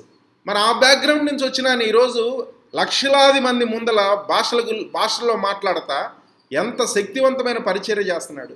అదే సిఎస్ఐ వారు ఆయనకి తప్పకుండా పర్మిషన్స్ ఇస్తారు, లేదా గెస్ట్ స్పీకర్గా ఆనర్ చేసి పిలిపిస్తారు. నువ్వు ఏం మాట్లాడావు అనేది నీ దగ్గర శక్తి ఉంటే ఎవరైనా పిలిపిస్తారు అంతే. సో అంటే పరిశుద్ధాత్మలో ఒక డైమెన్షన్ ఇది. ఆత్మ అంటేనే వెర్రితనం. న్యాచురల్ మైండ్, శరీరానుసారమైన మనిషి దాన్ని అర్థం చేసుకోలేడు. అందుకని ఏంటంటే పరిశుద్ధాత్మను అనేక మంది తృణీకరిస్తున్నారు, వెక్కిరిస్తున్నారు. దానివల్ల ఏంటి, ఎవరు నష్టపోతారు? క్రైస్తవులు నష్టపోతున్నారు. ఒక డివైన్ బీయింగ్, డివైన్ క్లాస్లో ఒక సూపర్ న్యాచురల్ క్రైస్తవ్యం శక్తిహీనత కోల్పోయి లోకానికి సంఘానికి తేడా తెలియకుండా, లోకం ఎలా ఉందో సంఘం కూడా అలానే ఉండి, లోకములో కాంతి లేదు, సంఘములో కూడా కాంతి లేకుండా, లోకములో శక్తి లేదు, సంఘములో శక్తి లేకుండా ఏంటంటే క్రైస్తవ్యానికి లోకానికి తేడా లేకుండా వాళ్ళు కూలిపోయారు, వీళ్ళు కూలిపోతున్నారు. ఒక మంచి ఈరోజు వస్తున్నాను మేజర్ సంఘం అనమాట, ఐ థింక్ సిఎస్ఐ దానికి సంబంధించింది. మన వెల్లూరు ఫోర్ట్ ఎదురుగా పెద్ద సంఘం ఉంటుంది సిఎస్ఐ, గాడ్ బ్లెస్ సిఎస్ఐ సంఘాలు. ఓకే, మూసివేస్తుంది. అంటే ఒక హాస్పిటల్స్ అన్నీ మూసివేస్తే పరిస్థితి ఎలా ఉంటుంది? హాస్పిటల్స్ కన్నా శక్తి కలిగింది సంఘము. అందుకని అంటాను, క్రైస్తవ్యం క్రైసిస్లో ఉంది. క్రైస్తవుడా, నువ్వు మేలుకోవాలి, నేను మేలుకోవాలి. సృష్టి మిగుల ఆశతో తేరిపార చూస్తుందంట. It is groaning for the manifestation of sons and daughters of God. అంటే for the manifestation of the true and matured Christians గురించి సృష్టి యావత్తు మిగుల ఆశతో, ఎంతో డిజైర్తో ఎక్కడి నుంచి వస్తున్నారు? క్రీస్తుని పోలిన క్రైస్తవులు ఎక్కడి నుంచి వస్తున్నారు? అయ్యో వీళ్ళ మహాత్మా గాంధీ గారు క్రీస్తు బోధనలు విని నూతన నిబంధన అన్ని చదివి ఆకర్షితుడై క్రైస్తవుడిగా మారదామని సౌత్ ఆఫ్రికాలో సంఘానికి వెళ్ళాడంట. వెంటనే ఏం జరిగింది అక్కడ? వర్ణ వ్యవస్థ. ఆయన పక్కన కూర్చోబెట్టారు. అంటే డిస్క్రిమినేషన్ చూపెట్టారు. అంటే లోకములో డిస్క్రిమినేషన్ ఉంది, సంఘములో కూడా డిస్క్రిమినేషన్ ఉంది. ఇంకా క్రైస్తవుల రకరకాల లైఫ్ స్టైల్స్, వాళ్ళకి తేడా లేదు. వీళ్ళకన్నా ఒక్కొక్కసారి లోకమే బెటరు, లోకస్తులే బెటర్ అనుకొని ఈ క్రైస్తవం ఇదైతే క్రీస్తుని పోలిన క్రైస్తవులు లేరు గనక నాకు ఈ క్రైస్తవం వద్దనుకొని కొన్ని బోధనలు తీసుకొని బయటకు వచ్చేసాడు. అంటే ఏంటి? భారతదేశం ఆ రోజుల్లోనే ఒక మహా గొప్ప అపోస్తుడిని కోల్పోయింది. అఫ్కోర్స్ దేవుడు ఆయన ఇంకొక విధంగా వాడుకున్నాడు. ఏం వాడుకుంటే ఏముంది? ఒకడు లోకమంతా సంపాదించుకొని తన ఆత్మను పోగొట్టుకుంటే వాడికి ఏమి లాభం నేను అనుకుంటాను. నాకు తెలియదు ఆయన ఎక్కడున్నారో. దేవుని నామానికి మహిమ. సో ఈ సమయంలో కూడా కొంతమంది గొప్ప గొప్ప బోధకులు చెప్తున్నారు 2030 2036 we are very near to end times, either rapture or second coming of the lord. మనం వెళ్తాం, దేవుని నమ్ముకున్నాం కనుక మనం వెళ్తాం. కానీ ఇతరుల పరిస్థితి ఏంటి? ఎంత పనుంది మనకి. నేను ఒక జొనాథన్ ఎడ్వర్డ్స్ వరే నేను లేనే. రాత్రి వాళ్ళందరూ చుట్టూ వచ్చి కూర్చున్నారు. ఏదో ప్రార్థన చేశాను, హీలింగ్ అన్నాను, అదన్నాను, ఇదన్నా, పెద్ద ప్రార్థన చేశాను గొంతు చించుకొని. కానీ అక్కడే ఒక జొనాథన్ ఎడ్వర్డ్స్ ఉంటే వాళ్ళందరూ చిన్న బోధ చేసినా, లేకపోతే ఆయన మీద ఉన్న మహిమలాగా నా మీద కూడా ఉన్నా కూడా, చిన్న బోధ చేసిన వాళ్ళు వాళ్ళ పాపాలను ఒప్పుకొని వెంటనే వాళ్ళు విశ్వాసులుగా మారిపోవాల్సిన వాళ్ళు. అపోస్తుల పరిచర్య ఆ విధంగా ఉండేది. అక్కడే ఒక పౌలో లేకపోతే ఒక ఫిలిప్ ఉంటే ఆ విధంగా ఉండేదా? అంటే నేను కూడా ఆ స్థితిలో లేను కదా. అంటే నేను కూడా ఎక్కవలసిన మెట్లు ఎన్నో ఉన్నాయి. ఇంకా ఎత్తైన మహిమ అనుభవాల్లోకి వెళ్ళాలి. ట్రైన్లో వెళ్తున్నాం, అనేక మంది చుట్టూ ఉంటారు. వాళ్ళకి ఎట్లా సువార్తని ప్రకటించడం అంత ఈజీనా ఈ రోజుల్లో? అదే నువ్వు కూర్చున్నప్పుడు పరిశుద్ధాత్ముడు నీకు తెల్లంగా అతని పాస్ట్, ప్రజెంట్, ఫ్యూచరు, అతని ప్రాబ్లము, దానికి ఎలా సొల్యూషన్ అనేది నీకు చూపెట్టాడు అనుకో, నువ్వు పోయి అతనికి చెప్పావు అనుకో, అతని పేరుతో సహా. ఇదేంటి ఇది ఉంది క్రైస్తవంలో. అలాంటి వాళ్ళని నేను చూశాను. కొన్ని సమయంలో అలాంటి లిటిల్ ఎక్స్పీరియన్సెస్ నాకు ఉన్నాయి. ఎక్కడో కిలోమీటర్స్ దూరంలో కూర్చున్న వాళ్ళు కూడా వాళ్ళు ఏం మాట్లాడుకుంటున్నారు అనేది ఆత్మలో నాకు వినపడతా ఉంది, నేను గ్రహిస్తూ ఉన్నాను. నేను చాలాసార్లు మీకు చెప్పాను, అది క్రైస్తవం.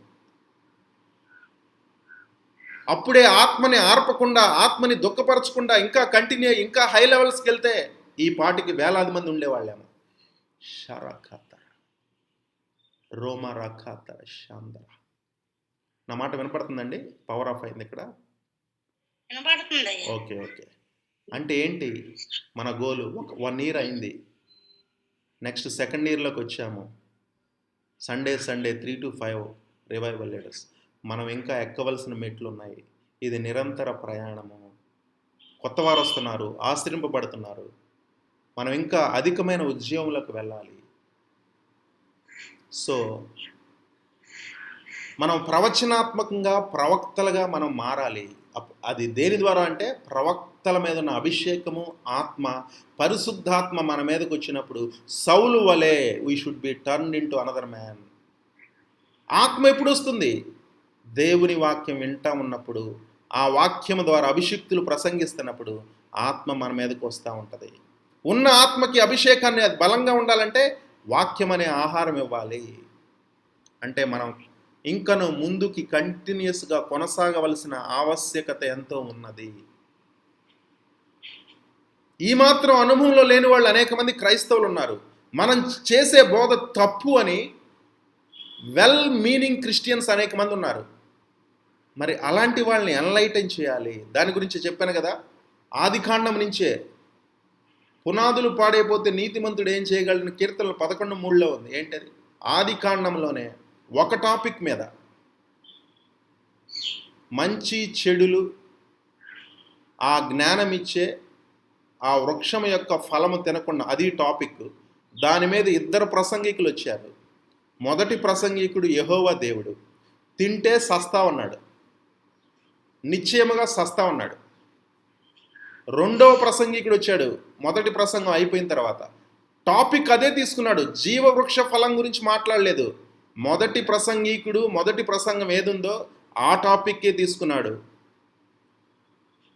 ఆదాము లేనప్పుడు, లేకపోతే ఆదాము నిద్రపోతున్నప్పుడు, ఆదాము పనిలో ఉన్నప్పుడు ఒంటరిగా ఉన్న ఆ సహోదరి దగ్గరికి వచ్చాడు.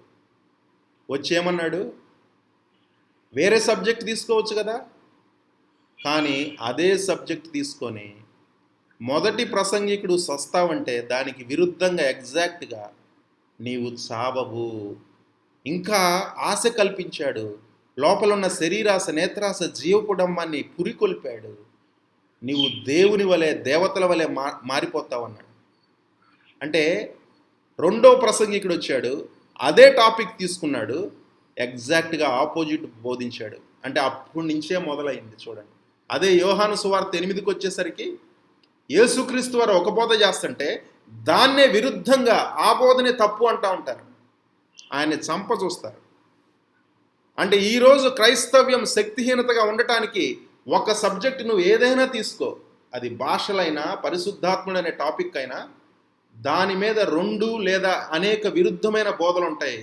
ఆ బోధలో ఒక్క బోధే రైటు, అది దేవుని బోధ. మిగతాదంతా మనుష్యుని బోధన ఉండాలి, లేకపోతే అపవాది. నేను అందులోకి వెళ్ళట్లేదు, అంతే, మీరే ఆలోచించుకోవాలి. ఇది ఒక మేలు కొలుపు సత్యం, ఆత్మీయ సత్యం. It's an awakening topic. ఇది లోతుగా ఆలోచిస్తే అంటే సంఘంలోని ఏతేను వనం సంఘానికి సాదృశ్యము. సంఘం ఏ విధంగా ఉండాలంటే ఏతేను వనం వల్లే ఉండాలి. ఎప్పుడు ఆదాము పాపం చేయక మునుపరమాట సంఘం ఆ లెవెల్కి ఎదగాలి, గాడ్ క్లాస్కి రావాలి. గాడ్గా కాదు కానీ గాడ్ క్లాస్కి రావాలి.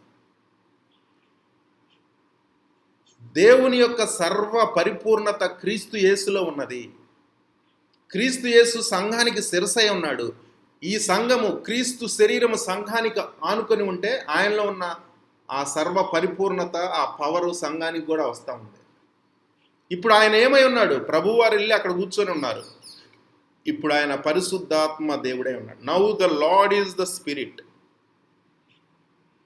ఆది కాండంలో ఆయన వాక్యమై ఉన్నాడు. ఆది అందు వాక్యముండును, వాక్యము ప్రభు అయిన యేసుక్రీస్తు వారు శరీరధారి పరిచర్య చేస్తున్నప్పుడు పరిచర్య వాక్యము శరీరధారి అయింది. అంటే ఆదికాండము 1:1 ఉన్న వాక్యము సువార్తలకు వచ్చేసరికి శరీరధారి అయి ఉంది. మరి ఆయన ఆరోహణమై వెళ్ళిపోయిన తర్వాత, ఆయన పరిశుద్ధాత్మని కుమ్మరించిన తర్వాత 2 కొరింథియన్స్ 3:18 ఏమంటాడు? Now the lord 3:16 and 3:18 now the lord is the spirit. ఇప్పుడు ప్రభువు ఆత్మ అయి ఉన్నాడు. అంటే నువ్వు ఇప్పుడు యేసుక్రీస్తు వారితో నువ్వు కనెక్ట్ అవ్వాలంటే ఆత్మతో కనెక్ట్ అవ్వాలి. Now the lord is the spirit అంటే ఆత్మ అనుభవం నీకు ఉండాలి. అభిషేకంలో నువ్వు పెరగాలి. అప్పుడు స్వాతంత్ర్యం ఉంటుంది. అప్పుడు కోవిడ్ నుంచి కానీ ఏ రోగం నుంచి అయినా దేని నుంచి అయినా నీకు నాకు విడుదల ఉంటుంది. అప్పుడు మనకి డొమినియన్ మనం కలిగి ఉంటాము. అందులో లెవెల్స్ ఉన్నాయి. ఒక లెవెల్ నుంచి మనం లెవెల్కి ఎదుగుతూ ఉంటే అప్పుడు ఏంటంటే as he is in this world so are we అని ఉంటుంది. యాజ్ హీ ఈజ్ అని ఉంది అంటే ఏంటి? ఎవరైనా క్రీస్తు వారు ఇప్పుడు ఎక్కడున్నాడు? పరలోకంలో మహామహిమతో ఉన్నాడు అనమాట. Not as he was in the gospels, సువార్తల్లో ఉన్న యేసుక్రీస్తు కాదు. యాజ్ హీ ఈజ్ యోహాన్ రాసిన పత్రికల్లో సో షల్ వి బి అన్నమాట. అంటే అంత మహిమ కలిగి ఇప్పుడు ఎలా ఉంది? కొలస్సీలు 1 నీలో ఉన్న క్రీస్తు, నీలో నాలో ఉన్న క్రీస్తు మహిమకి నిరీక్షణ అయి ఉన్నాడు. అంటే ఆ మహిమ రేపు నిరీక్షణ అంటే ఇప్పుడు ఆ మహిమ బయటకు రావాలి. అలా గాడ్స్ జనరల్స్ అపోస్తులు ఆ విధంగా చేశారు. మనం కూడా ఆ విధంగా అవ్వగలం. సంఘంలో అందరూ నమ్మరు. ఎందుకంటే 2 రకాల బోధలో ఒక బోధకి విరుద్ధమైన బోధే నిజమైన బోధని నమ్మి ఈ నిజమైన బోధని అటాక్ చేస్తూ ఉంటారు. ఇది అసలు బోధని తప్పు అంటారు. దేవుడే, పరిశుద్ధాత్మ దేవుడే వారికి మనకి సహాయం చేయనుగాక. మీదే ఎందుకని నిజం అవ్వాలి అని వితండవాదం లేకపోతే ఆర్గ్యుమెంట్ చేయొచ్చు, తప్పులేదు. సరే, అది వేరే విషయం. చూద్దాం. మనం ఇంకా 4 నెలలు ఉంది 2021కి వెళ్ళాలంటే. ఇర్మియా 29:11 తెలుగులో ఒకళ్ళు చదవండి, ఇంగ్లీష్లో ఒకళ్ళు చదవండి.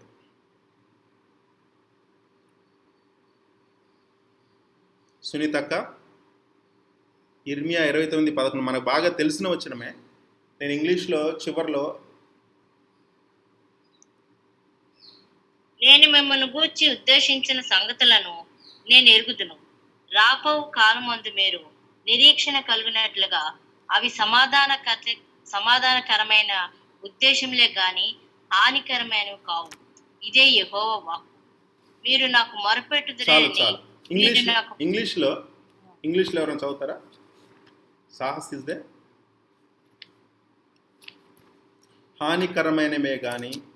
హానికరమైనవి కాదు, సమాధానకరమైనవి. అది నేను మిమ్మల్ని గూర్చి ఉద్దేశించిన సంగతులు మీకు నిరీక్షణ కలుగునట్లుగా. Okay, they are very good plans to give you, to prosper you అని ఉంటుంది. ఇంగ్లీష్ ఒకలాంటి ఎస్ చదువుతున్నారా? Jeremiah 29:11.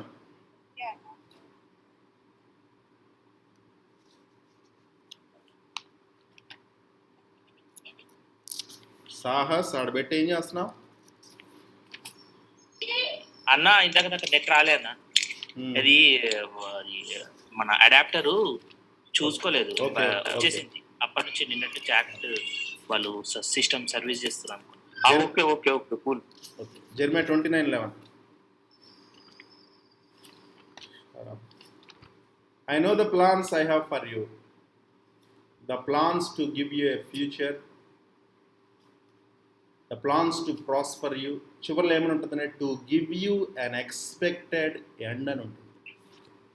To give you an expected end చదవండి ఇంగ్లీష్లో. అంటే ఇంగ్లీష్లో కొంచెం చక్కగా ఉంటుంది. అంటే ఏంటి? ఎవరు ఎక్స్పెక్టెడ్ ఎండ్? దేవుని ఎక్స్పెక్టెడ్ ఎండ్ కాదు.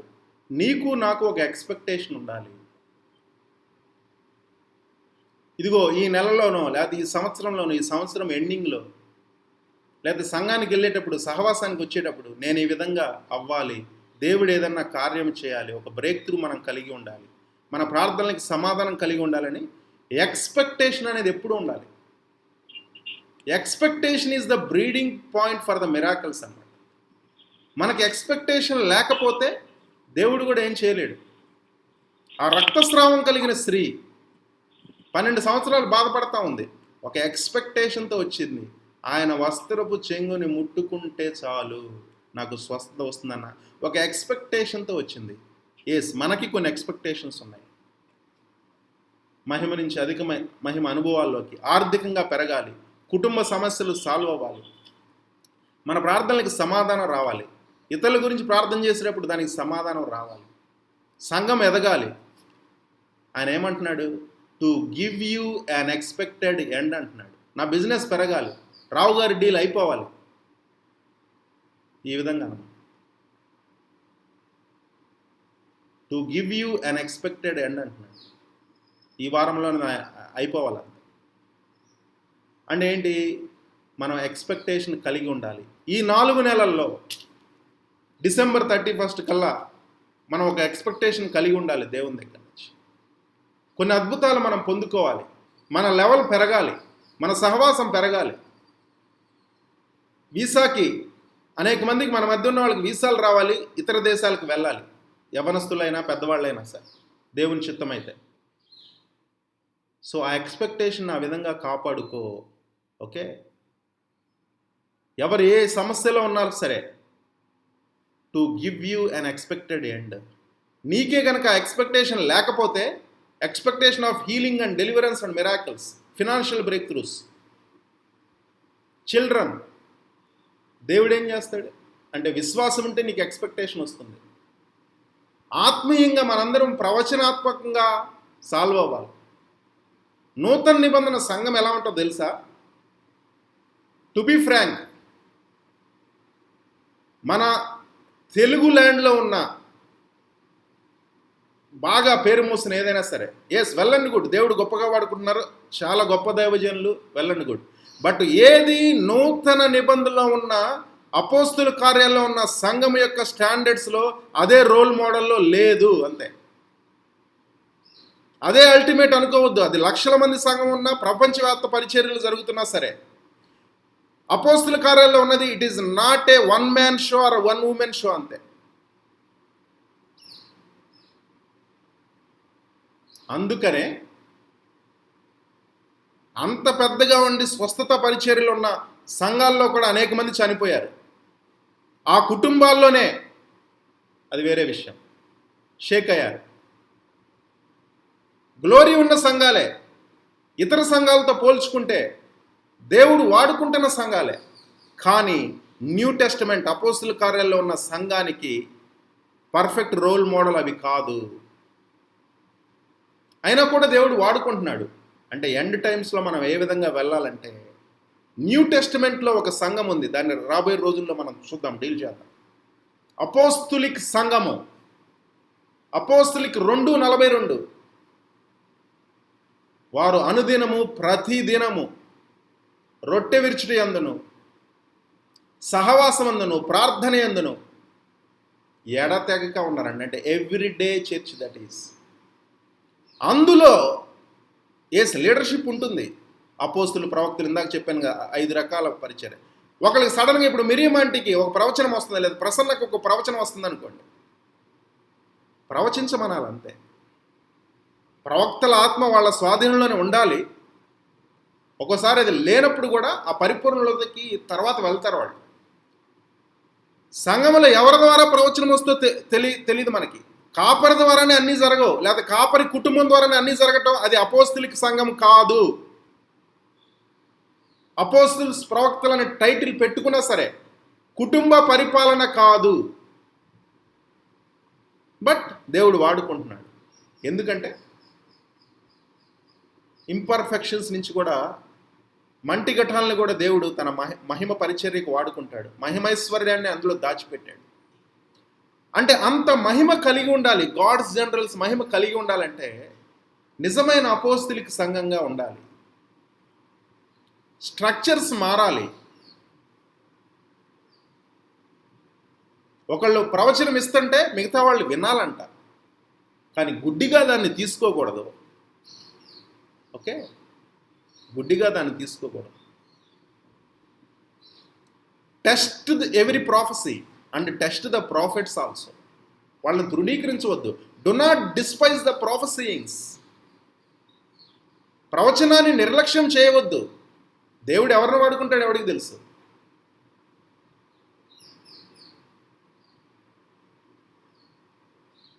అంటే ప్రవచనాత్మకం అనేది చాలా ఇంపార్టెంట్ డైమెన్షన్ అండ్ ఎలిమెంట్.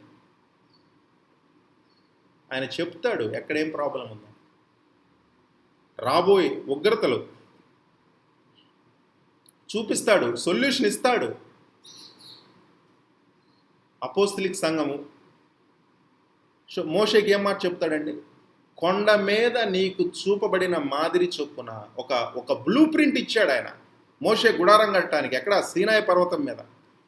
కొండ మీద నీకు ఏదైతే చూపబడిందో ఆ బ్లూ ప్రింట్ ప్రకారం కట్టు. ఇదిగో length, breadth, height, width. Okay, మేకులు ఎక్కడ కొట్టాలి, డైమెన్షన్స్ అంటే పక్కాగా దేవుడు ఇచ్చాడు. ఇంజనీరింగ్ ప్లాన్ ఇచ్చాడు దేవుడు. అలా కట్టాడు కనుకనే నిర్గమకాండం చివరికి వచ్చేసరికి చూడండి, ఆ మోషే గుడారం మీద దేవుని మహిమ వచ్చేసింది. సో ఈరోజు సంఘం ఆ విధంగా లేదు. అంటే గాడ్స్ బ్లూ ప్రింట్ చర్చ్ ఒకటి ఉంది, ఆ విధంగా లేదు కాబట్టి ఆ ఫుల్ గ్లోరీ లేదు. అక్కడ ఇక్కడ అక్కడక్కడక్కడ ఉన్నారు. వాడబడుతున్న వాళ్ళలో కూడా కొంతవరకు ఉంది కాబట్టి కొంత మహిమే ఉంది. But that is not the ultimate glory. కడవరి మందిరపు యొక్క మహిమ మునిపటి మందిరం యొక్క మహిమ కంటే అధికంగా ఉండాలంటే కడవరి మందిరము God's blueprint engineering plan ప్రకారం ఉంటే కడవరి మందిర మహిమ దిగుతుంది. కడవరి మందిరం మీదకి దేవుని సంపూర్ణ మహిమ దిగుతుంది. ఒక రకంగా మనం యేసుక్రీస్తు వారి కన్నా అపోస్తులు ఎక్కువ సేవ చేశారు, మహిమ కలిగి ప్రపంచవ్యాప్తంగా ప్రపంచాన్ని తలకిందులు చేశారు. ఆదిమ అపోస్తుల కన్నా అంత్య ప్రవక్తల పరిచర్య అంటే మన పరిచర్య ఇంకా మహిమకరంగా ఉంటుంది. ఒక వరల్డ్ వైడ్ రివైవల్ రాబోతుంది. దాని కొరకే మనం సిద్ధపడతాము. నేమ్లెస్, ఫేస్లెస్ అంట. కొంతమంది అంటారు పేరు లేని వాళ్ళని, సంఘంలో సమాజంలో పేరు లేని వాళ్ళని, తృణీకరించబడిన వాళ్ళని, పెద్దగా చదువులు లేని వాళ్ళని, అంటే చదువులు ఉన్నవాళ్ళు కూడా, ఓకే, అలానే అందరినీ తృణీకరిస్తాడని కాదు, వాళ్ళని కూడా దేవుడు వాడుకుంటాడు. పసి బాలుర్ని కూడా దేవుడు వాడుకుంటాడు. ఎక్కడ ఏ ఫ్లైట్ కూలిపోతుంది, ఇప్పుడు ఆఫ్ఘనిస్తాన్కి సొల్యూషన్ ఏంటి? ఆ మహిమ రాబోతుంది.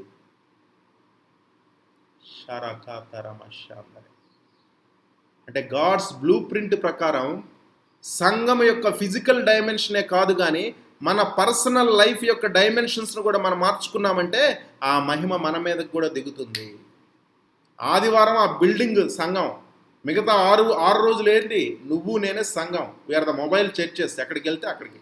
We are the carriers of the glory of God.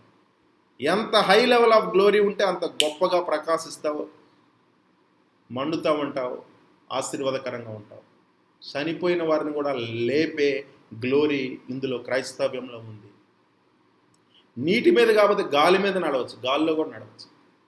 అంటే ఇదంటే విమర్శించవచ్చు, సరే వేరే విషయం. ఇప్పుడు అది చేయట్లేదు. అంత లెవెల్ ఉంది గ్లోరీ. ప్రభువారు సముద్రం మీద నడిచినట్టు కూడా నడిచే కొంతమంది ఉన్నారు, నిజంగా ఉన్నారు. గత కాలంలో గాడ్స్ జనరల్స్ ఆ విధంగా ఉన్నారు. నాకు పేర్లు కూడా తెలుసు, వాళ్ళ బయోగ్రఫీస్ నేను చదివాను. అంటే క్రైస్తవ్యంలో నువ్వు నెక్స్ట్ డిగ్రీకి, నెక్స్ట్ పిహెచ్డికి, నెక్స్ట్ లెవెల్కి నువ్వు వెళ్ళాలి. ఒక్కొక్క లెవెల్కి ఒక్కొక్క టెస్ట్ ఉంటుంది. ఆ టెస్ట్ పాస్ అవ్వాలి. అవుతావు, ఆయనే పాస్ చేయిస్తాడు. ఆయన ఆత్మకి నువ్వు అప్పచెప్పుకోవాలి. సరెండర్ అవుతా ఉన్నావంటే చాలు. డెడికేషను, కాన్సక్రేషన్ లెవెల్ పెంచుకోవాలి. లోకంతో పోల్చుకోవద్దు. ఎవరు మనతో ఉన్నారు, ఎవరు వెళ్ళిపోయారు, నథింగ్. ప్రభు మనతో ఉంటే చాలు.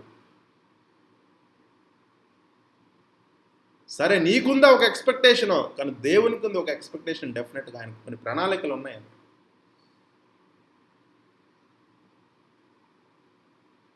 చూడండి, 2 రాజులు 3:11 ఎవరైనా చదవండి, తెలుగులోనే చదవండి. 2 రాజులు 3:11. ఇంకా హాఫ్ అన్ అవర్ మనకి టైం ఉంది.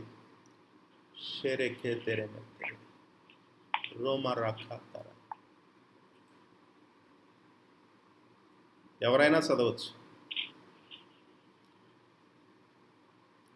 2 రాజులు 3:11 కొన్ని వచనాలు. యెహోషాపాతు అతని ద్వారా మనము యెహోవా యొద్ద విచారణ చేయుటకు యెహోవా ప్రవక్తలలో ఒకడైనను ఇచ్చట లేడా అని అడిగను. అంతటా ఇశ్రాయేలు రాజు సేవకులలో ఒకడు ఏలియా చేతుల మీద నీళ్లు పోయిచూ వచ్చిన షాపాతు కుమారుడైన ఎలీషా ఇక్కడ ఉన్నారని చెప్పగా, యెహోషాపాతు యెహోవా ఆజ్ఞ ఇతని ద్వారా మనకు దొరుకునను. ఇశ్రాయేలు రాజును యెహోషాపాతును ఎదోము రాజును అతని ఎద్దుకు పోగా థ్యాంక్స్ అన్న క్రిస్టియన్, థ్యాంక్ యూ. చూడండి, ఒక గొప్ప రాజు ఒక సమస్యలో ఉండి, రాజు సమస్యలో ఉన్నాడంటే దేశం కూడా సమస్యలో ఉంది. ఏమని అడుగుతున్నాడు? ఇతను దైవ భక్తి భయం కలిగిన రాజు యెహోషాపాతు, మంచి రాజు. ఇతనే ఒక మాట అంటాడు 2 దినవృత్తాంతాలు 20:20లో, దేవుని నమ్ముకొనిడి మీరు స్థిరపరచబడతారు, ప్రవక్తలను నమ్ముకొనిడి మీరు వర్ధిల్లెదరని ఉంటుంది. మరి ఇక్కడ ఏమని అడుగుతున్నాడు? యెహోవా యొద్ద విచారణ చేయుటకు యెహోవా ప్రవక్తల్లో ఒకడైనా ఇచ్చట లేడా అని అడిగాడు. అంటే ఒక్క ప్రవక్తన్న ఇక్కడ లేడా? దేవుని స్వరం ఏంటి? ఈ సమయంలో దేవుడు ఏం మాట్లాడుతున్నాడు? ఆయన మాట్లాడితే మన దేశం, మనం ఈ ప్రాబ్లం నుంచి బయటకు రాగలము, ఈ కరువు నుంచి బయటకు రాగలము, శత్రువుల నుంచి బయటకు రాగలము. తప్పకుండా ఉన్నాడు. ఎవరు? ఎలీషా గురించి చెప్తున్నాడు. ఆయన ప్రొఫైల్ ఏమని చెప్తున్నాడు? ఏలియా అనే ఒక ప్రవక్త ఉండేవాడు కదా, ఆయన చేతుల మీద నీళ్లు పోసేవాడంట. అబ్బా, ఏంటండి బాబు, అంటే అంత లో ప్రొఫైల్. ప్రవక్తల చేతులు దడుపుతాడు. ఆయన అన్నానికి వెళ్తుంటే నీళ్లు పోస్తాడు, అంటే ఆయనకు సేవ చేసేవాడు. మరి ఆయన తర్వాత ఈయనేమయ్యాడు? ఒక దేశపు రాజే, గొప్ప రాజు. ఇంకొక రాజుతో అడుగుతున్నాడు, లేకపోతే అక్కడ ఉన్న వాళ్ళతో అడుగుతున్నాడు, ఒక ప్రవక్త లేడా యెహోవా యొద్ద విచారణ చేయటానికి, ఈ దేశాన్ని ఈ ప్రాబ్లం నుంచి బయటపడవేయటానికి? ముందల దేవుడు కావాలి, కానీ ఆ దేవుడి దగ్గర హెల్ప్ మనకు రావాలంటే ఒక ప్రవక్త మనకు కావాలి. అంత్య దినములందు అపాయకరమైన కాలములు సంభవించును ఒకవైపు, అంత్య దినములందు నా ఆత్మను కుమ్మరించునని ఇంకొక వైపు. చూడుము, చీకటి భూమిని కమ్మినది, కటిక చీకటి జనములను కమ్ముచున్నది. ఇక నుంచి అపాయకరమైన కాలాలే కానీ అత్యంత అపాయకరమైన కాలాలు కూడా రాబోతున్నాయి, ప్రళయాలు రాబోతున్నాయి.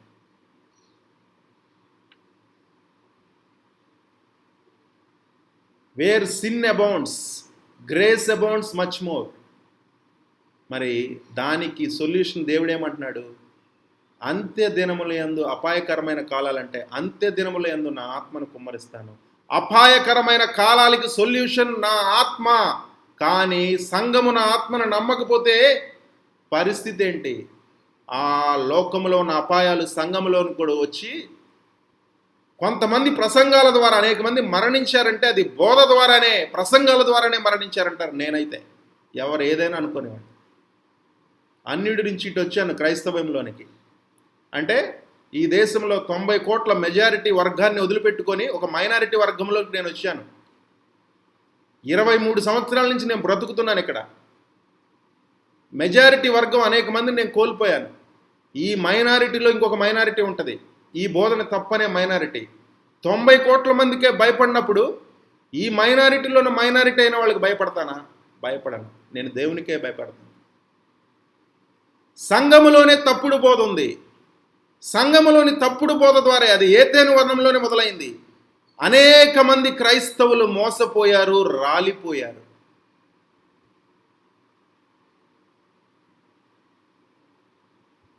సో నువ్వు ఏమి వినుచున్నావో నువ్వు జాగ్రత్తగా చూసుకో. బెరియా సంఘం వలె ముందు. నాది కూడా నమ్మాలని ఏం లేదు.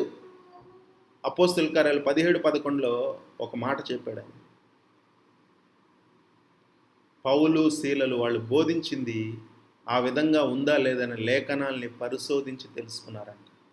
కాబట్టి చేసుకో, రీసెర్చ్ చేసుకోండి. నా వాయిస్ రావాలంటే శక్తి లేని క్రైస్తవ్యం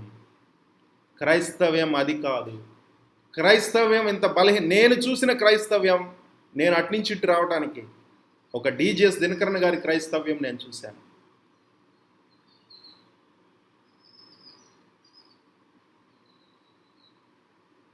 సూచక్రియలు, మహత్కరాలు, అద్భుత క్రియలతో గొప్ప బోధ కూడా. అపోస్తులికి పరిచర్య, భారతదేశానికి గొప్ప అపోస్తులు. ఒక భక్త సింగ్ గారి పరిచర్య ద్వారా నేను ఇన్స్పైర్ అయ్యాను.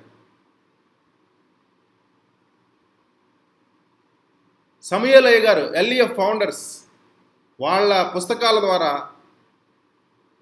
నేను ఉద్యమం గురించి, సాధు సుందర్ సింగ్ గారు, ఇట్లా మన పితరులు ఉన్నారు. భారతదేశంలోనే గొప్ప గొప్ప దైవజనులు ఉన్నారు. ఒక్కొక్కళ్ళది ఒక్కొక్క డైమెన్షన్. అన్ని డైమెన్షన్స్ కలిపితే భారతదేశంలో కూడా గొప్ప ఉద్యమం వస్తుంది. దాని కొరకై రివైవల్ లీడర్స్.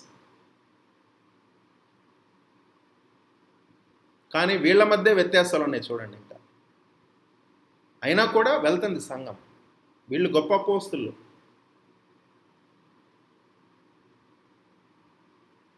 ఇప్పుడు దాకా మనం చూసిన కొన్ని డైమెన్షన్సే, కొన్ని కోణాలే, కొన్ని పార్శ్వాలే.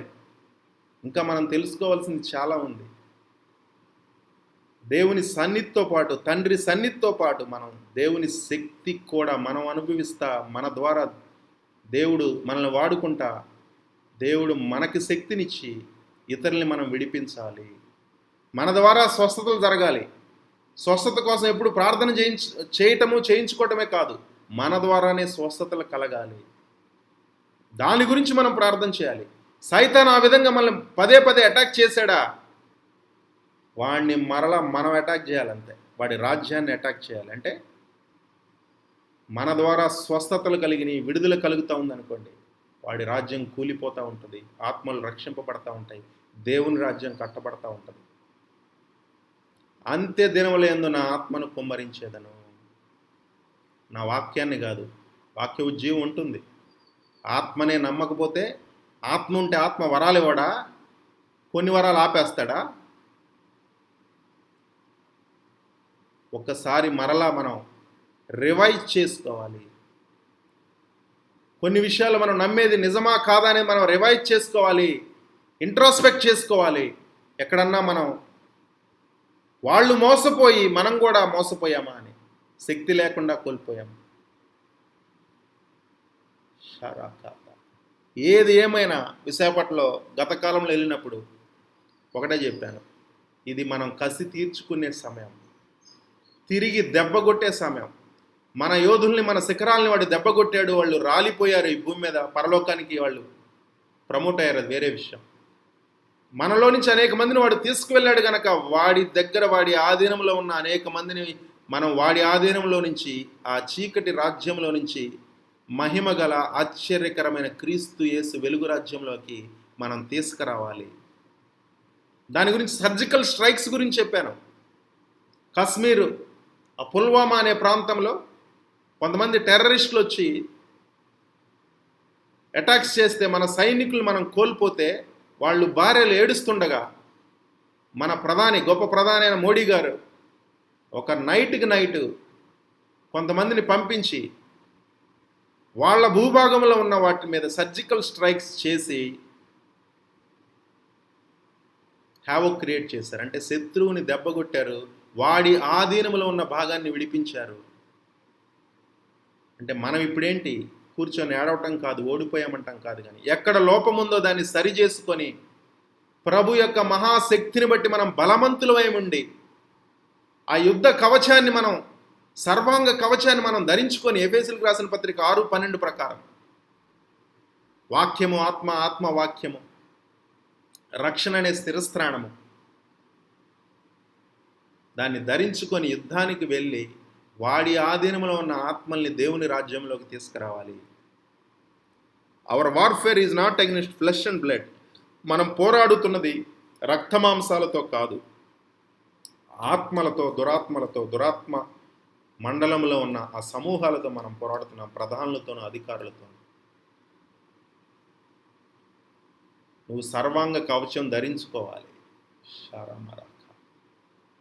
ప్రవక్తల పరిచర్య నువ్వు చేయాలి, ప్రవచనాత్మకంగా నువ్వు మారాలి, శత్రువు యొక్క బలాలు బలహీనతలను వెరగాలి, శత్రువు యొక్క స్ట్రాటజీస్ నీకు తెలియాలి. ఎలీషా ఆ సిరియా దేశపు రాజు అటాక్ చేయడానికి వస్తే రాజుకు ముందలే సమాచారం వెళ్ళిపోయేదంట.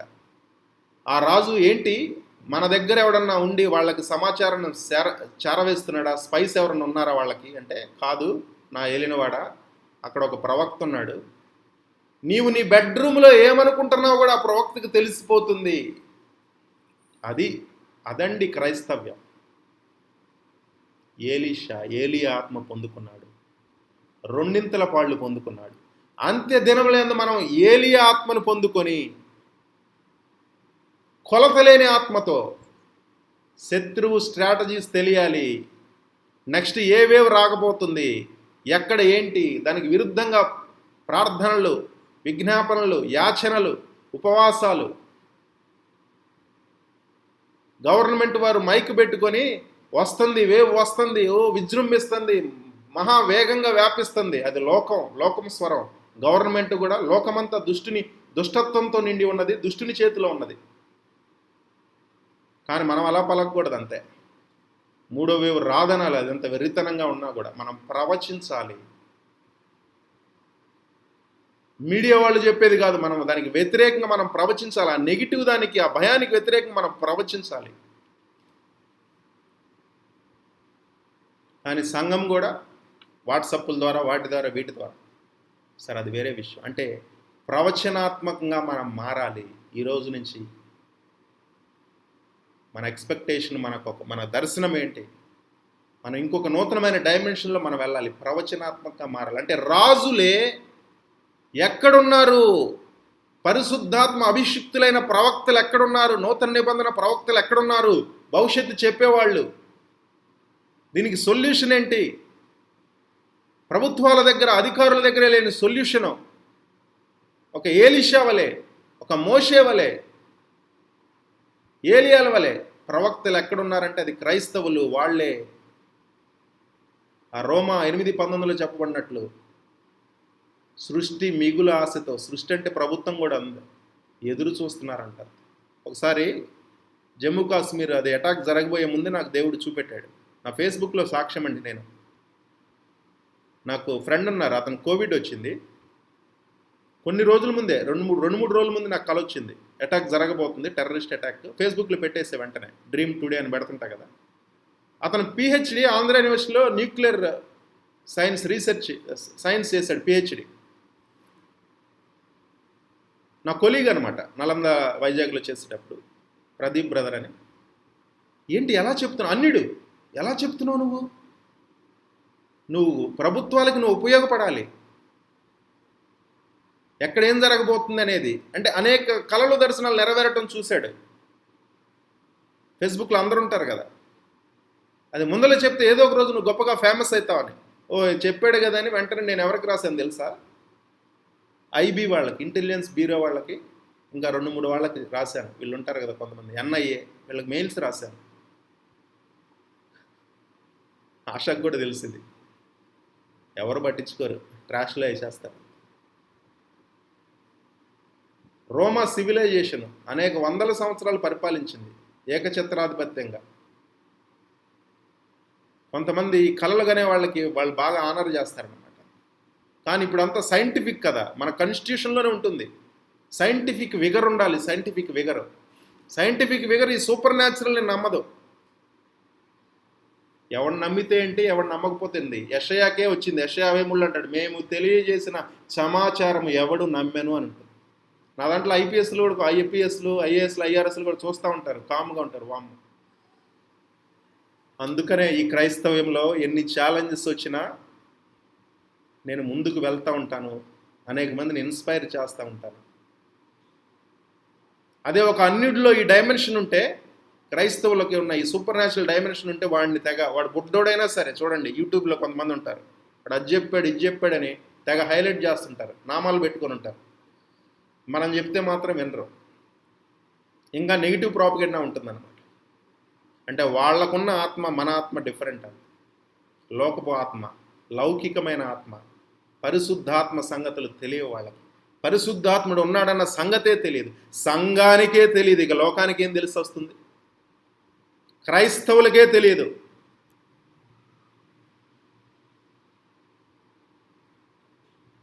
ఈ బైబిల్ ఇచ్చిందే పరిశుద్ధాత్ముడు. దైవావేశం వల్ల 2 తిమోతి 3:16. సంఘం మొదలైంది అపోస్తుల కార్యాలు 2లోనే పరిశుద్ధాత్ముడు. ప్రకటన 22 చివరికి వెళ్తే 20వ వచనం చూస్తే సంఘము ఆత్మ, పెండ్లి కుమార్తె ఆత్మ రమ్ము అని పిలుస్తుందంటే ఎవరిని? ప్రభువైన యేసుక్రీస్తు వారిని. ఆత్మ పెండ్లి కుమార్తె ఇద్దరు కలిసి రమ్ము. పెండ్లి కుమార్తె అంటే సంఘం, అంటే ఆత్మ సంఘము కలిసి రమ్ము అని ఆహ్వానిస్తున్నాయి. అంటే ఒక సంఘమే అనొచ్చు కదా, చేసుకోబోయేది అది సంఘమే కదా. ఆత్మ సంఘము 2 కలిసి అంటే ఆత్మ ఉన్న సంఘము. మత్తయి 25కి వెళ్తే బుద్ధి కలిగిన కన్యకలు, బుద్ధి లేని కన్యకలు.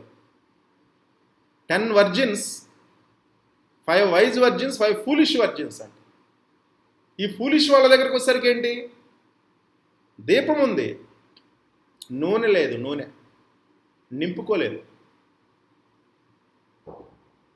సరైన సమయం వెయిట్ చేశారు, రానే వచ్చింది ఆ గడియ, కానీ నూనె లేదు, ఆరిపోయింది. నూనె దేనికి సాదృశ్యం? అభిషేకము, పరిశుద్ధాత్మకి సాదృశ్యం. అంటే ఏంటి? సగం సంఘానికి నూనె గురించి తెలియదు, ఆత్మ గురించి తెలియదు. వాక్యం ఉంది, దీపము. నీ వాక్యము నా పాదములకు దీపము, నా త్రోవకు వెలుగై ఉన్నది. అంటే వాక్యం ఉంది, దీపం ఉంది. దీపము బుద్ధి కలిగిన వాళ్ళ దగ్గర ఉంది, బుద్ధి లేని వాళ్ళ దగ్గర, ఇద్దరి దగ్గర వాక్యం ఉంది. బైబిల్ ఉంటుంది కదా అందరి దగ్గరికి. ఆత్మ లేదు. ఇదిగో ప్రకటన మూసేసింది, 66 పుస్తకాలు ఇలా కెనాన్ ఆఫ్ ద స్క్రిప్చర్స్ మూసేసిన తర్వాత ఇంకా ఆత్మ లేదు అన్నట్లు.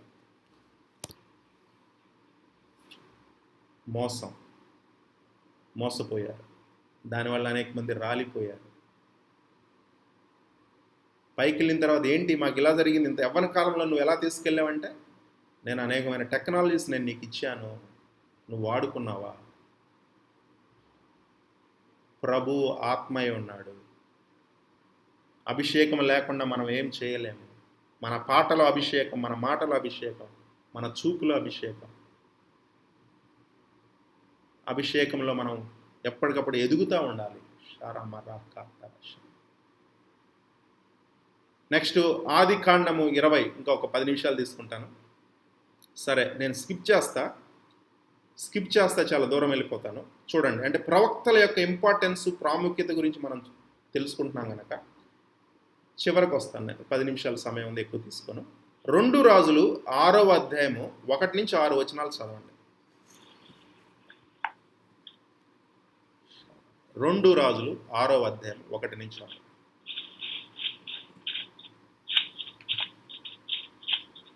అంతట ప్రవక్తల శిష్యులు ఎలీషా యొద్దకు వచ్చి, ఇదిగో నీ యొద్ద మాకున్న స్థలము ఇరుగ్గా ఉన్నది. నీ సెలవైతే మేము యోర్దాను నదికి పోయి తల యొక్క మ్రాను అచ్చట నుండి తెచ్చుకొని మరి ఒక చోట నివాసం కట్టుకుందామని మనవి చేయగా అతడు వెళ్ళుడని ప్రత్యుత్తరమిచ్చాను. ఒకడు, దయచేసి నీ దాసులమైన మాతో కూడా నీవు రావాలని కోరగా అతడు, నేను వచ్చేదని చెప్పి వారితో కూడా పోయాను. వారు యోర్దానికి వచ్చి మ్రానులు నరుకుచుండిరి. ఒక్కడు దూలము నరుకుచున్నప్పుడు గొడ్డలి ఊడి నీటిలో పడిపోగా వాడు, అయ్యో నా వెళ్ళినవాడా, అది ఎరువు తెచ్చినాను మొరపెట్టాను గనుక ఆ దైవజనుడు అదెక్కడ పడినని అడిగాను. వాడు అతనికి ఆ స్థలమును చూపగా అతడు కొమ్మ ఒకటి నరికి నీళ్లలో వేగా గొడ్డలి తేలెను. అతడు దానిని పట్టుకొనమని వానితో చెప్పగా వాడు తన చేయి చాపి దానిని పట్టుకొనెను. సిరియా రాజు ఇశ్రాయేలుతో యుద్ధము చేయవలని చాలే ఓడి చాలే చూడండి. మరి ఎలీషా యొద్ద ప్రవక్తల శిష్యులు, కంపెనీ ఆఫ్ ప్రాఫిట్స్ అని ఉంటుంది ఇంగ్లీష్లో. ఓకే, అంటే ప్రవక్తలు అనేవాళ్ళు ప్రవచనాత్మకమైన వ్యక్తులు ఎప్పుడు ఒక అసోసియేషన్లో, ఒక సహవాసంలో ఉంటారు. అంజమ్మ ఆంటీ, సునీత అక్క, అందరూ ఓకే, సుధాక్క, ఈ రోజు నుంచి మనం ప్రవచనాత్మకంగా మారాలి. ప్రవచనాత్మకమైన డైమెన్షన్లోకి మనం మారాలని మీ ప్రేయర్ పాయింట్స్లో రెగ్యులర్గా పెట్టండి. ఒకలాంటి మిరియం ఆంటీ, ఆనా సిస్టర్, అందరూ ఓకే, ప్రత్యేకంగా స్త్రీల సహవాసం, కుమారి సిస్టర్, మన సహవాసం ప్రవచనాత్మకంగా మారాలి. ప్రవక్తల అభిషేకం మనం పొందుకోవాలి. అనేక మంది ప్రవక్తలు మన మధ్యకి రావాలి. ఆల్రెడీ వచ్చారు, రూతమ్మ గారు కానీ ఓకే, ఇంకా కొంతమంది ఆ డైమెన్షన్స్ ఉన్న ఎలీషా ఆంటీ కానీ మన మధ్యనే ఉన్నారు. ప్రసన్నకి ఏమైపోతుంది ఇన్ని రోజుల, మరి ఎంత హైదరాబాద్ వెళ్తే మాత్రం సరే. మరి ప్రవక్తల శిష్యులు వాళ్ళంతా ఒక ఫ్యామిలీ లాగా, ఒక అసోసియేషన్లో, ఒక ఫెలోషిప్లో ఉండేవాళ్ళు. అప్పుడే వాళ్ళ మీద ఉన్న ఆత్మ ప్రజ్వరిల్లుతూ ఉంటుంది. బలిపీఠం మీద అగ్ని నిత్యం మండుతూ ఉంటుంది. మండే కట్టెల మధ్య ఉంటే మండని కట్టె కూడా ఓకే కాలిపోతూ ఉంటుంది. కొంతమంది మండుతున్నా సరే ఇతరుల్ని మండించవచ్చు. అసోసియేషన్ ద్వారా అభిషేకం పెరుగుతూ ఉంటుంది. అందుకని చూడండి, పెద్ద పెద్ద వాళ్ళ ఫ్రెండ్ సర్కిల్ జాగ్రత్తగా ఉంటుంది. హై లెవెల్గా వాడబడుతున్న మన వాళ్ళు ఎప్పుడు ఇగో ఈ సేవకుడిని కలిశారు, ఒకరినొకరిని గణపరుచుకున్నారు, ఇలా కొన్ని వీడియోలు పెడుతుంటారు. అది రైట్, వాళ్ళకి ఆ వాల్యూ తెలుసు కనుక. మనం కూడా కొద్ది రోజుల నుంచి, మనం 100 రోజుల నుంచి పైగా, ఇంకా చూడాలంటే ఆదివారం 1 year నుంచి పైగా మనం వస్తున్నాం కాబట్టి అందరిలో ఎంతో జ్ఞానం పెరిగింది, అభిషేకం పెరిగింది, అనేక సాక్ష్యాలు వస్తున్నాయి. ఓకే, పరిచర్య పెరిగింది, రకరకాలుగా మనం వెళ్తా ఉన్నాం అనమాట. దేవుని నామానికి మహిమ. మరి ఈ శిష్యులు వచ్చి పర్మిషన్ అడిగారు ఎలీషా దగ్గరికి వచ్చి, ఇప్పుడున్న స్థలం ఇరుగ్గా ఉంది, మీరు సెలవిస్తే, మీరు పర్మిషన్ ఇస్తే యోర్దాన్ నదికి పోయి ఇంకొకటి తల యొక్క మాను అచ్చడి నుండి తెచ్చుకొని, అంటే ఒక చెట్టు, ఆ చెట్టు కొమ్మల్ని నేరి ఒక గుడారం వేయాలి వాళ్ళకి ఒక స్థలం కోసం అన్నట్లు అన్నారు. మరి వీళ్ళు ఒక గొడ్డలు అవసరమైంది, అది ఎక్కడి నుంచి అప్పు తెచ్చుకొని ఉన్నారు. ఇది మనకు తెలిసిందే, ఓకే, తెలిసిన స్టోరీయే. మరి ఆయన పర్మిషన్ ఇచ్చాడు, వెళ్ళారు. నీవు రావాలని కోరగా అతడు నేను వచ్చేదనని చెప్పి వారితో కూడా పోయాను. ఎలీషా గారు కూడా వెళ్ళారు, ఆయనతోనే ప్రవక్త కూడా వెళ్ళారు. వారు యోర్దాను వద్దకు వచ్చి మ్రానులు నరుగుచుండిరి. ఓకే, కట్టాలి కదా, ఇల్లు కట్టాలి కదా, మ్రానులు నరుగుతూ ఉన్నారు. ఒకడు దూలము నరుకుచున్నప్పుడు గొడ్డలి ఊడి నీటిలో పడిపోగా, అంటే ఏంది, ఐరన్ గొడ్డలి ఊడి యాక్స్ హెడ్ ఉంటుంది కదా, పోయి నీటిలో పడిపోయింది అనమాట. అయ్యో నా ఏలినవాడ, అది ఎరవు తెచ్చింది, అప్పు తెచ్చుకున్నాను దాన్ని వేరే వాళ్ళ దగ్గర నుంచి మొర్ర పెట్టగా దైవజనుడు అది ఎక్కడ పడిన అడిగను. వాడు అతనికి ఆ స్థలంను చూపించగా అతడు కొమ్మ ఒకటి నరికి నీళ్లలో వేయగా గొడ్డలి తేలెను. చూడండి, ఇక్కడ ఒక ప్రాఫిటిక్ మిస్టరీ ఇది. అనేక సార్లు విన్నా కూడా మరి ఈ యాంగిల్లో మీరు విన్నారో లేదో చూడండి. ఆ గొడ్డలి వెళ్ళి, గొడ్డల్లో కర్ర ఉంటుంది, మరి ఆ ఇనప భాగం ఉంటుంది, హెడ్ నీళ్ళల్లో మునిగిపోయింది, పెద్ద ప్రవాహం. ఆయన ఏడుస్తున్నాడు, వేరే వాళ్ళ దగ్గర నుంచి నేను తీసుకొచ్చాను అని ఎలీషా గారి దగ్గరికి. అంటే ఒక సమస్య వచ్చింది, ఏదో కోల్పోయాడు తన జీవితంలో. తనది కోల్పోయిన అంత బాధ ఉండేది కాదు, కానీ ఇతరుల దగ్గర నుంచి అరువు తెచ్చుకుంది కోల్పోయాడు, అది ఇంకా బాధ. మరి ఇప్పుడు ఏంటి, ప్రవక్త దగ్గరే ఉన్నాడు, ప్రవక్త దగ్గరికి వచ్చి ఏడుస్తూ ఉన్నాడు. ప్రవక్త జనరల్గా మనం ఆ పరిస్థితిలో ఉంటే ఏం చేయాలి, బాగా ఈత వచ్చినోడిని దూకమని చెప్పాలి, దూకమని చెప్పి దాన్ని బయటకు తీయించాలి. జనరల్గా లోకం ఆ విధంగా చేస్తుంది, కానీ ప్రవక్త ఆ పద్ధతిని ఫాలో అవ్వలేదు. ఈత ఎవరికి వచ్చి ఉండదు, లేకపోతే అంత మహాప్రవాహమై ఉండాలి. మరి అది అక్కడ పడినప్పుడు ఒక చోట నుంచి ఇంకొక చోట కొంత మూవ్ అయి ఉండాలి. సరే, ఎక్కడ పడిందో అక్కడ చూపెట్టాడు. చూడండి, ఇక్కడ ప్రాఫిట్ మిస్టరీ. అసలు ఎలీషా మిస్టరీస్ ఏంటి, వేరే దేశపు రాజు, శత్రు దేశపు రాజు బెడ్రూమ్లో ఏం మాట్లాడుకుంటున్నా కూడా ఇతని ఆత్మలో తెలుసుకునేవాడు, లేదా ఇతని ఆత్మ అక్కడికి ప్రయాణం అయ్యేది. శత్రు సైన్యం అంతా వచ్చి ఇతన్ని అటాక్ చేయాలని మొత్తం చుట్టుముట్టారు ఎలీషాని.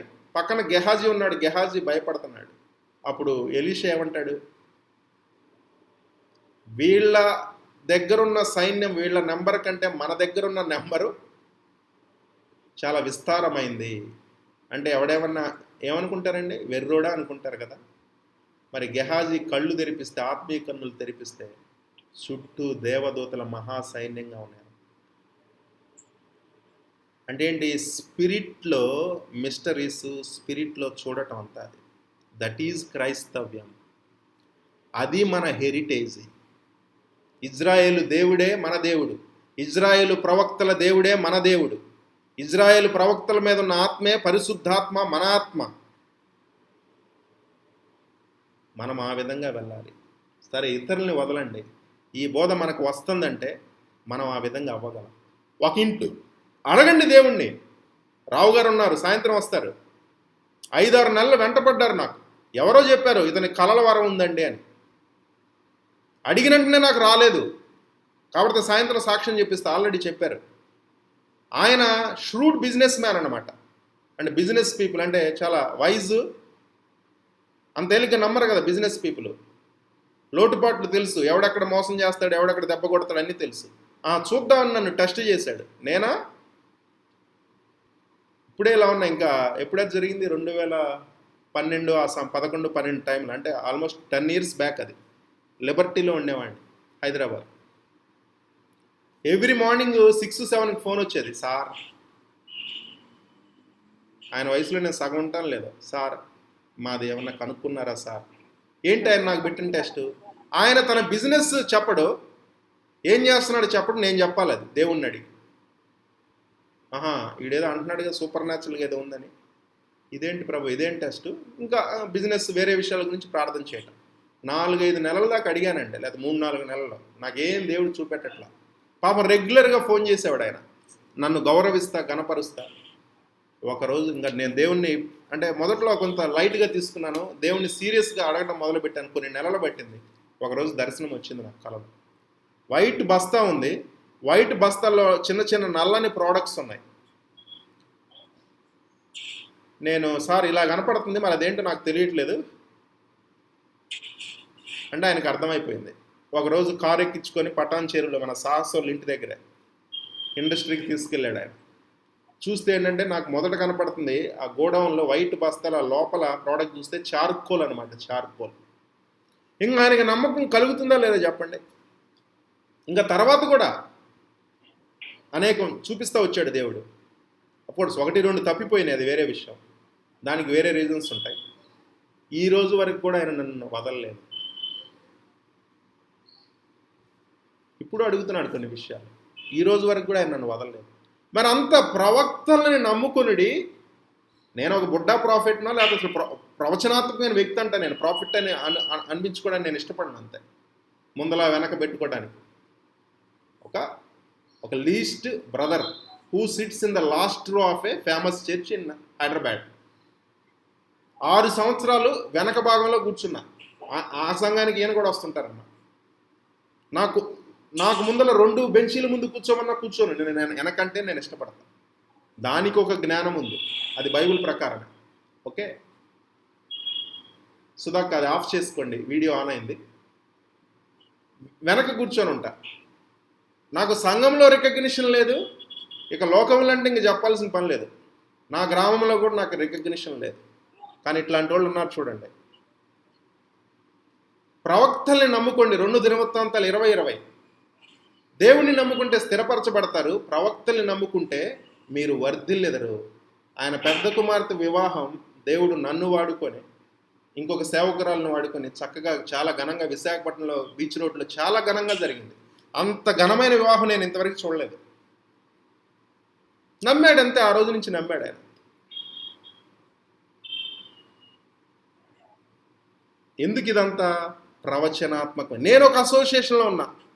కొంతమంది సేవకులు ఏదన్నా వస్తే హైదరాబాద్ వచ్చినా లేకపోతే వాళ్ళు ట్రైన్ దిగుతుంటే ట్రైన్ ఎక్కిస్తుంటే వాళ్ళు చేయబట్టుకొని వాళ్ళ బ్యాగులు మోస్తా వాళ్ళు అక్కడికి ఇక్కడికి ఆటోల్లోనో కారుల్లోనో తిప్పుతూ ఉంటారు. లేదా ఎబెనేజర్ అంకుల్ గారు అట్లా ఇంటర్నేషనల్గా వచ్చిన వాళ్ళని కానీ. అంటే ఏంటి, ఏలీషా ఏ విధంగా అయితే ఏలియా యొక్క చేతుల మీద నీళ్లు పోస్తాడో నా పని కూడా అంతే. అంటే వాళ్ళ మీద ఉన్న అభిషేకం నా మీద పడింది, వాళ్ళ మీద ఉన్న గిఫ్ట్ ఆపరేట్ అవ్వటం మొదలెట్టింది. అది ఓవర్ నైటే ఒకేసారి పరిపూర్ణంగా వెళ్ళలేదు. Okay okay okay okay okay నాకు రికగ్నిషన్ రావటం మొదలెట్టింది. ఒక మంచి ఇండస్ట్రియలిస్ట్ అయిన ఆయన నన్ను పట్టుకెళ్ళాడు, కారులో పట్టుకెళ్ళి ఆనర్ చేసేవాడు, నాకు సపోర్టింగ్ ఉండేవాడు. ఈరోజు వరకు ప్రముఖ సంఘంలో ఎంత పాస్టర్ గారికి, సీనియర్ పాస్టర్ గారికి ఇచ్చే అంత వాల్యూ నాకు కూడా ఇవ్వటం మొదలుపెట్టాడు. కానీ నేను సంఘంలో ఎవరికీ తెలియదు. దేవుని నామానికి మహిమ. దేవుడికి తెలిస్తే చాలు, ఆయనకి తెలుసు ఎవరిని ఎప్పుడు హెచ్చించాలో ఏంటో అని. అంటే ఏంటి, క్రైస్తవుడా, అది నిజమైన క్రైస్తవ్యం. ప్రవచనాత్మకమైన శక్తి కలిగినది, మహిమ కలిగినది. ఆ blueprint, God's engineering design plan ప్రకారం నువ్వు ఉంటే నీ మీదకి కూడా మహిమ దిగుతుంది. ఎక్కడ లోపం ఉందో అది సరి చేసుకో. మరి ఇక్కడ వచ్చింది పడిపోయింది. అంటే ఇక్కడ మిస్టరీ ఏంటంటే చూడండి, చాలా ఇంపార్టెంట్. ఒక చెట్టు కొమ్మని తీసుకొచ్చి ప్రవక్త ఏం చేశాడు, చెట్టు కొమ్మని తీసుకొచ్చి అక్కడ వేసాడు, ఎక్కడ పడిందో చూపించు అని. ఏమండి, కొమ్మ తేలుతుందండి. ఓకే, కొమ్మ తేలుతుంది. ఓకే, న్యాచురల్ లా అది. ఇనుప గొడ్డలి మునుగుతుంది, ఇనుము మునుగుతుంది, కొమ్మ తేలుతుంది. కానీ ప్రాఫిట్ మిస్టరీ ఏం చేశాడు తెలుసా, కొమ్మ మునిగింది, ఇనుము తేలింది. అంటే తనకున్న సూపర్ న్యాచురల్ పవర్ ద్వారా నేచర్స్ని, స్వభావాలని రివర్స్ చేసేసాడు. కొమ్మ స్వభావము, తేలే స్వభావము ఇనుపు దానికి వచ్చింది, ఇనుప గొడ్డలకు వచ్చింది, ఇనుప గొడ్డలు పైకి తేలింది. ఇనుప గొడ్డలి స్వభావం కొమ్మకి వెళ్ళిపోయింది, కొమ్మ మునిగిపోయింది అంతే. అంటే ప్రవచనాత్మకమైన పరిచర్య అంటే విషాన్ని అమృతంగా మార్చగలదు. ఇప్పుడు ఈరోజు నేను ప్రవచనాత్మకంగా విశ్వాసం ద్వారా నేను ప్రవచిస్తున్నాను. ఎటువంటి విపత్కరమైన, వినాశనకరమైన, విషపరమైన ఏ సమస్యలో ఉన్నా కూడా ప్రభు అయిన యేసుక్రీస్తు నామములో ఇప్పుడే మీ వ్యక్తిగత జీవితాల్లోకి, మీ కుటుంబాల్లోకి, మీ ప్రొఫెషన్లోకి, ఒక డిమోషన్లో ఉంటే మీకు ప్రమోషన్ కలుగును గాక. ఒక సమస్యలో ఉంటే ఆ సమస్యను మీరు అధిగమించి మీ పాదముల కింద సైతాను తల చితకదొక్కబడును గాక. మీకు వ్యతిరేకంగా ఉన్నవాళ్ళు, మీకు శత్రువులుగా ఉన్నవాళ్ళు, మీ ఎడల హృదయ కాఠిన్యం, వాళ్ళ హృదయాన్ని కఠినపరుచుకున్న వాళ్ళు యేసుక్రీస్తు నామములో ఇప్పుడే పరిశుద్ధాత్మ, ఆయన దేవుని దేవదూతలు దిగి వాళ్ళ హృదయంలో ఇప్పుడే ఒక నూతనమైన కార్యం జరిగి మీకు వ్యతిరేకంగా ఉన్న వాళ్ళు మీకు ఫేవర్గా మారుదురు గాక అంతే. మీకు ఫోన్ కాల్స్, ఈమెయిల్స్, మీకు వాట్సాప్ మెసేజెస్ లేదా మీ దగ్గరికే వాళ్ళు వచ్చుదురు గాక యేసుక్రీస్తు నామములో. ఏదైతే ఇప్పటివరకు నెగిటివ్గా మీకు ఉందో అది మీకు పాజిటివ్గా మారును గాక. మిమ్మల్ని తృణీకరించిన వారు మీ యొద్దకు పరిగెత్తుకొని వచ్చి మిమ్మల్ని ఎంబ్రేస్ చేసుకొందురు గాక. ప్రభువైన యేసుక్రీస్తు నామములో in the name of Jesus I activate it in the name of Jesus. Let the angels of God go and do this work in Jesus' name. By faith I prophesy it. By faith I decree and declare that. గొప్ప గొప్ప సాక్ష్యాలు మన మధ్య వచ్చును గాక అంతే. మూయబడిన ద్వారాలు తెరవబడును గాక యేసుక్రీస్తు నామములో. కట్టిపరుచుకున్న హృదయాలు ప్రేమతో నిండి పరిగెత్తుకొని వచ్చి ఎంబ్రేస్ చేసుకును గాక. మీ గురించి తృణీకారంగా నిందలతో మాట్లాడిన వాళ్ళు, ఎక్యూజ్ చేసిన వాళ్ళు కూడా మిమ్మల్ని పొగుడుదురుగాక. శత్రువులు మిత్రులుగా మారుదురుగాక. అనారోగ్యము సంపూర్ణ స్వస్థతో మీరు నింపబడుదురుగాక అంతే. లేడి కాళ్ళ వల్ల మీ కాళ్ళు చేయబడి ఎత్తైన స్థలంలోకి మీరు నిలబడుదురుగాక. దేశం యొక్క ఉన్న స్థలంలో మీరు నిలబెట్టబడుదురుగాక అంతే. శారాక మీ తల పైకెత్తబడుగాక, మీరు తలగా ఉందురుగాక, మీరు పైవారుగా ఉందురుగాక. పోగొట్టుకున్న ప్రతిది యేసుక్రీస్తు నామములో మీరు అనేక రెట్లు తిరిగి పొందుకొందురుగాక. అది సంబంధాలైనా, రిలేషన్స్ అయినా సరే, రూపాయలైనా సరే, ఆపర్చునిటీస్ అయినా సరే, వీసాలు వచ్చునుగాక. ఏదైతే దేవుని కొరకు మీరు ఎదురు చూస్తున్నారో మీ ఆశ భంగం కానేరకుండా ఇప్పుడే ఒక గొప్ప మార్పు సంభవించునుగాక అంతే. ఏదైతే మీ హృదయమాంచి ఉందో అది ఇంక ఇంపాసిబుల్ అనుకున్నారో అది పాసిబుల్ అవునుగాక. దేవుని నామనికే I release the same grace and same anointing upon all of you. దేవుని నామానికి మహిమ కలుగును. If you believe, you will see the glory of God. నీవు నమ్మిన ఎడల దేవుని మహిమను నువ్వు చూచెదవు. దేవుని నామానికి మహిమ కలుగును. Thank you very much. So very good number. Main వాళ్ళని రెగ్యులర్గా వచ్చేవాళ్ళు మనం కొంతమందిని మిస్ అయినా యవనస్తులు తప్పకుండా వాళ్ళు ఓకే కానీ ఉన్నారు. ప్రత్యూష్ అండ్ సాహస్ వీళ్ళందరూ ఉన్నారు. దేవుని నామానికి మహిమ. మరి తిమోతి పాస్టర్ గారు ఉన్నారు, ఆయన మన మధ్య ప్రార్థన చేస్తారు. మనం ఈరోజు 9:30 to 10:30 నేనే చెప్తాను, ఏదో ఒకటి చూద్దాం. దేవుని ఆత్మ నడిపించే ప్రకారం 9:30 to 10:30 ఈరోజు evening 1 hour, Saturday and Sunday nights 1 hour. So special welcome to John brother and others also. Already యానా సిస్టర్ మన మధ్య yes. God bless you sir, God bless you. Keep on praying for Timothy garu. చిన్న ప్రార్థన చేయండి, దేవుని మహిమపరుస్తారు. Okay sir. అయ్యారు ప్రార్థన చేసుకుందాం. కృపాపరిచితమైన మా తండ్రి, ప్రేమ నమ్మకం కలిగిన మా ప్రియ పరలోక ప్రభువా, మీకు స్తోత్రాలు. ఆకాశ మహాకాశంలో పట్టజాలను మంచి దేవుడు, మీకు వందనాలు చెల్లిస్తున్నాం ప్రభువా. మా నీతి సూర్యుడా, మా నిర్మల హృదయుడా, తేజోమయుడ గొప్ప దేవుడు, మీకు స్తోత్రాలు వందనాలు చెల్లిస్తున్నాం. ఉదయకాలం నుండి ఎంతవరకు మమ్మల్ని అందరిని కూడా మీ కౌగిట్లో భద్రపరిచారు, మీ విలువైన సన్నిధి ఇచ్చారు. మరలా సాయంత్రపు వేళలో మీ యొక్క గొప్ప నామాన్ని మహింపరిచే భాగ్యం మీరు మాకు ఇచ్చారు. మీ పాల్సన్నిధి మాకు అనుగ్రహించినందుకు స్తోత్రాలు. ఎవరికి మీ భాగ్యం మీరు మాకు ఇచ్చినందుకు వందనాలు, స్తుతులు, కృతజ్ఞతలు చెల్లిస్తున్నాం ప్రభా. ఇదిగో తండ్రి, అభిషక్తులు, దైవజనుల్ని మరి చాలా రోజులు ఈ ప్రాంతం ఏరియాల నుండి క్షేమంగా మరలా స్వస్థలను నడిపించారు తండ్రి. దేవా, క్షేమం ఇచ్చి కాపాడినందుకు వందనాలు, ప్రయాణం అంతట్లో తోడుకున్నందుకు వందనాలు. ఈ యొక్క మధ్య సాయంత్రపు వేళలో నాయన నీ విలువైన మాటలు, శ్రేష్టమైన మాటలు తండ్రి బోధించి అయ్యా మా యొక్క తండ్రి హృదయంలో ఫలింప చేయడానికి దాసులకు ఇచ్చిన గొప్ప తలాంతను బట్టి వందనాలు.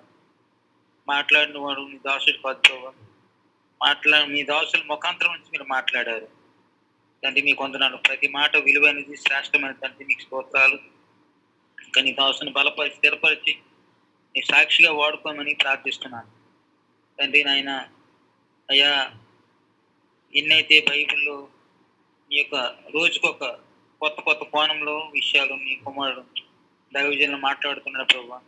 అయ్యా, ఏదైనా తోటలో తండ్రి నాయన 2 బోధలు ఆయన, ఒకటి తండ్రి నాయన నీవు చేసే బోధ, అయ్యా తండ్రి సాధన చేసే బోధ, అది మేము అర్థం చేసుకునే మనస్సు మాకు మీరు దయచేసినందుకు మీకు స్తోత్రాలు చెల్లిస్తున్నాను. నీ పరిశుద్ధాత్మ శక్తి, నీ ప్రభావం తండ్రి నీకు వందనాలు చెల్లిస్తున్నాం ప్రభా. తండ్రి నీ మాటలు బట్టి స్తుతిస్తున్నాను.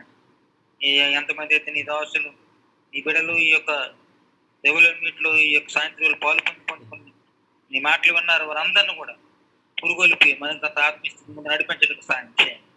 మరలా రాత్రి వేళ కూడా మేము సకాలంలో కూడుకోవడానికి ఒప్పుకోమని ప్రార్థిస్తున్నాను. ప్రతి ఒక్క కుటుంబాన్ని మీరు దీవించండి, ప్రతి సమస్యలు ఉన్న వారు వీటికి సాయం చేయండి. దేవా, మరొకసారి సాయంత్రం వేళలో మేము చేసిన ప్రార్థన మీ పని సంఖ్యలు చేర్చుకున్నాం. మా గొప్ప దేవుడైన నజరేయుడైన యేసు నామమున అడిగి స్తుతించి ప్రార్థించి వేడుకుంటున్నాము తండ్రి. Amen. Thank you very much Timothy అన్న, గాడ్ బ్లెస్ యూ. చక్కగా ఈ వారం అంతా పరిచర్య చేశారు. దేవుని నామానికి మహిమ కలుగును గాక. మీరు మా మధ్య ఎంతో ఆశీర్వాదకరం. Thank you one and all. Praise the Lord brother. Praise the Lord Sunitha అక్కలో, రమీలక్క. Praise the Lord, praise the Lord, praise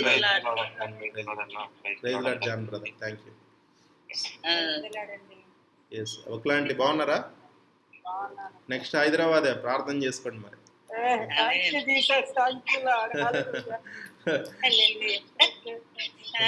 Vizag వాళ్ళు మళ్ళీ వాళ్ళు నెగిటివ్ గా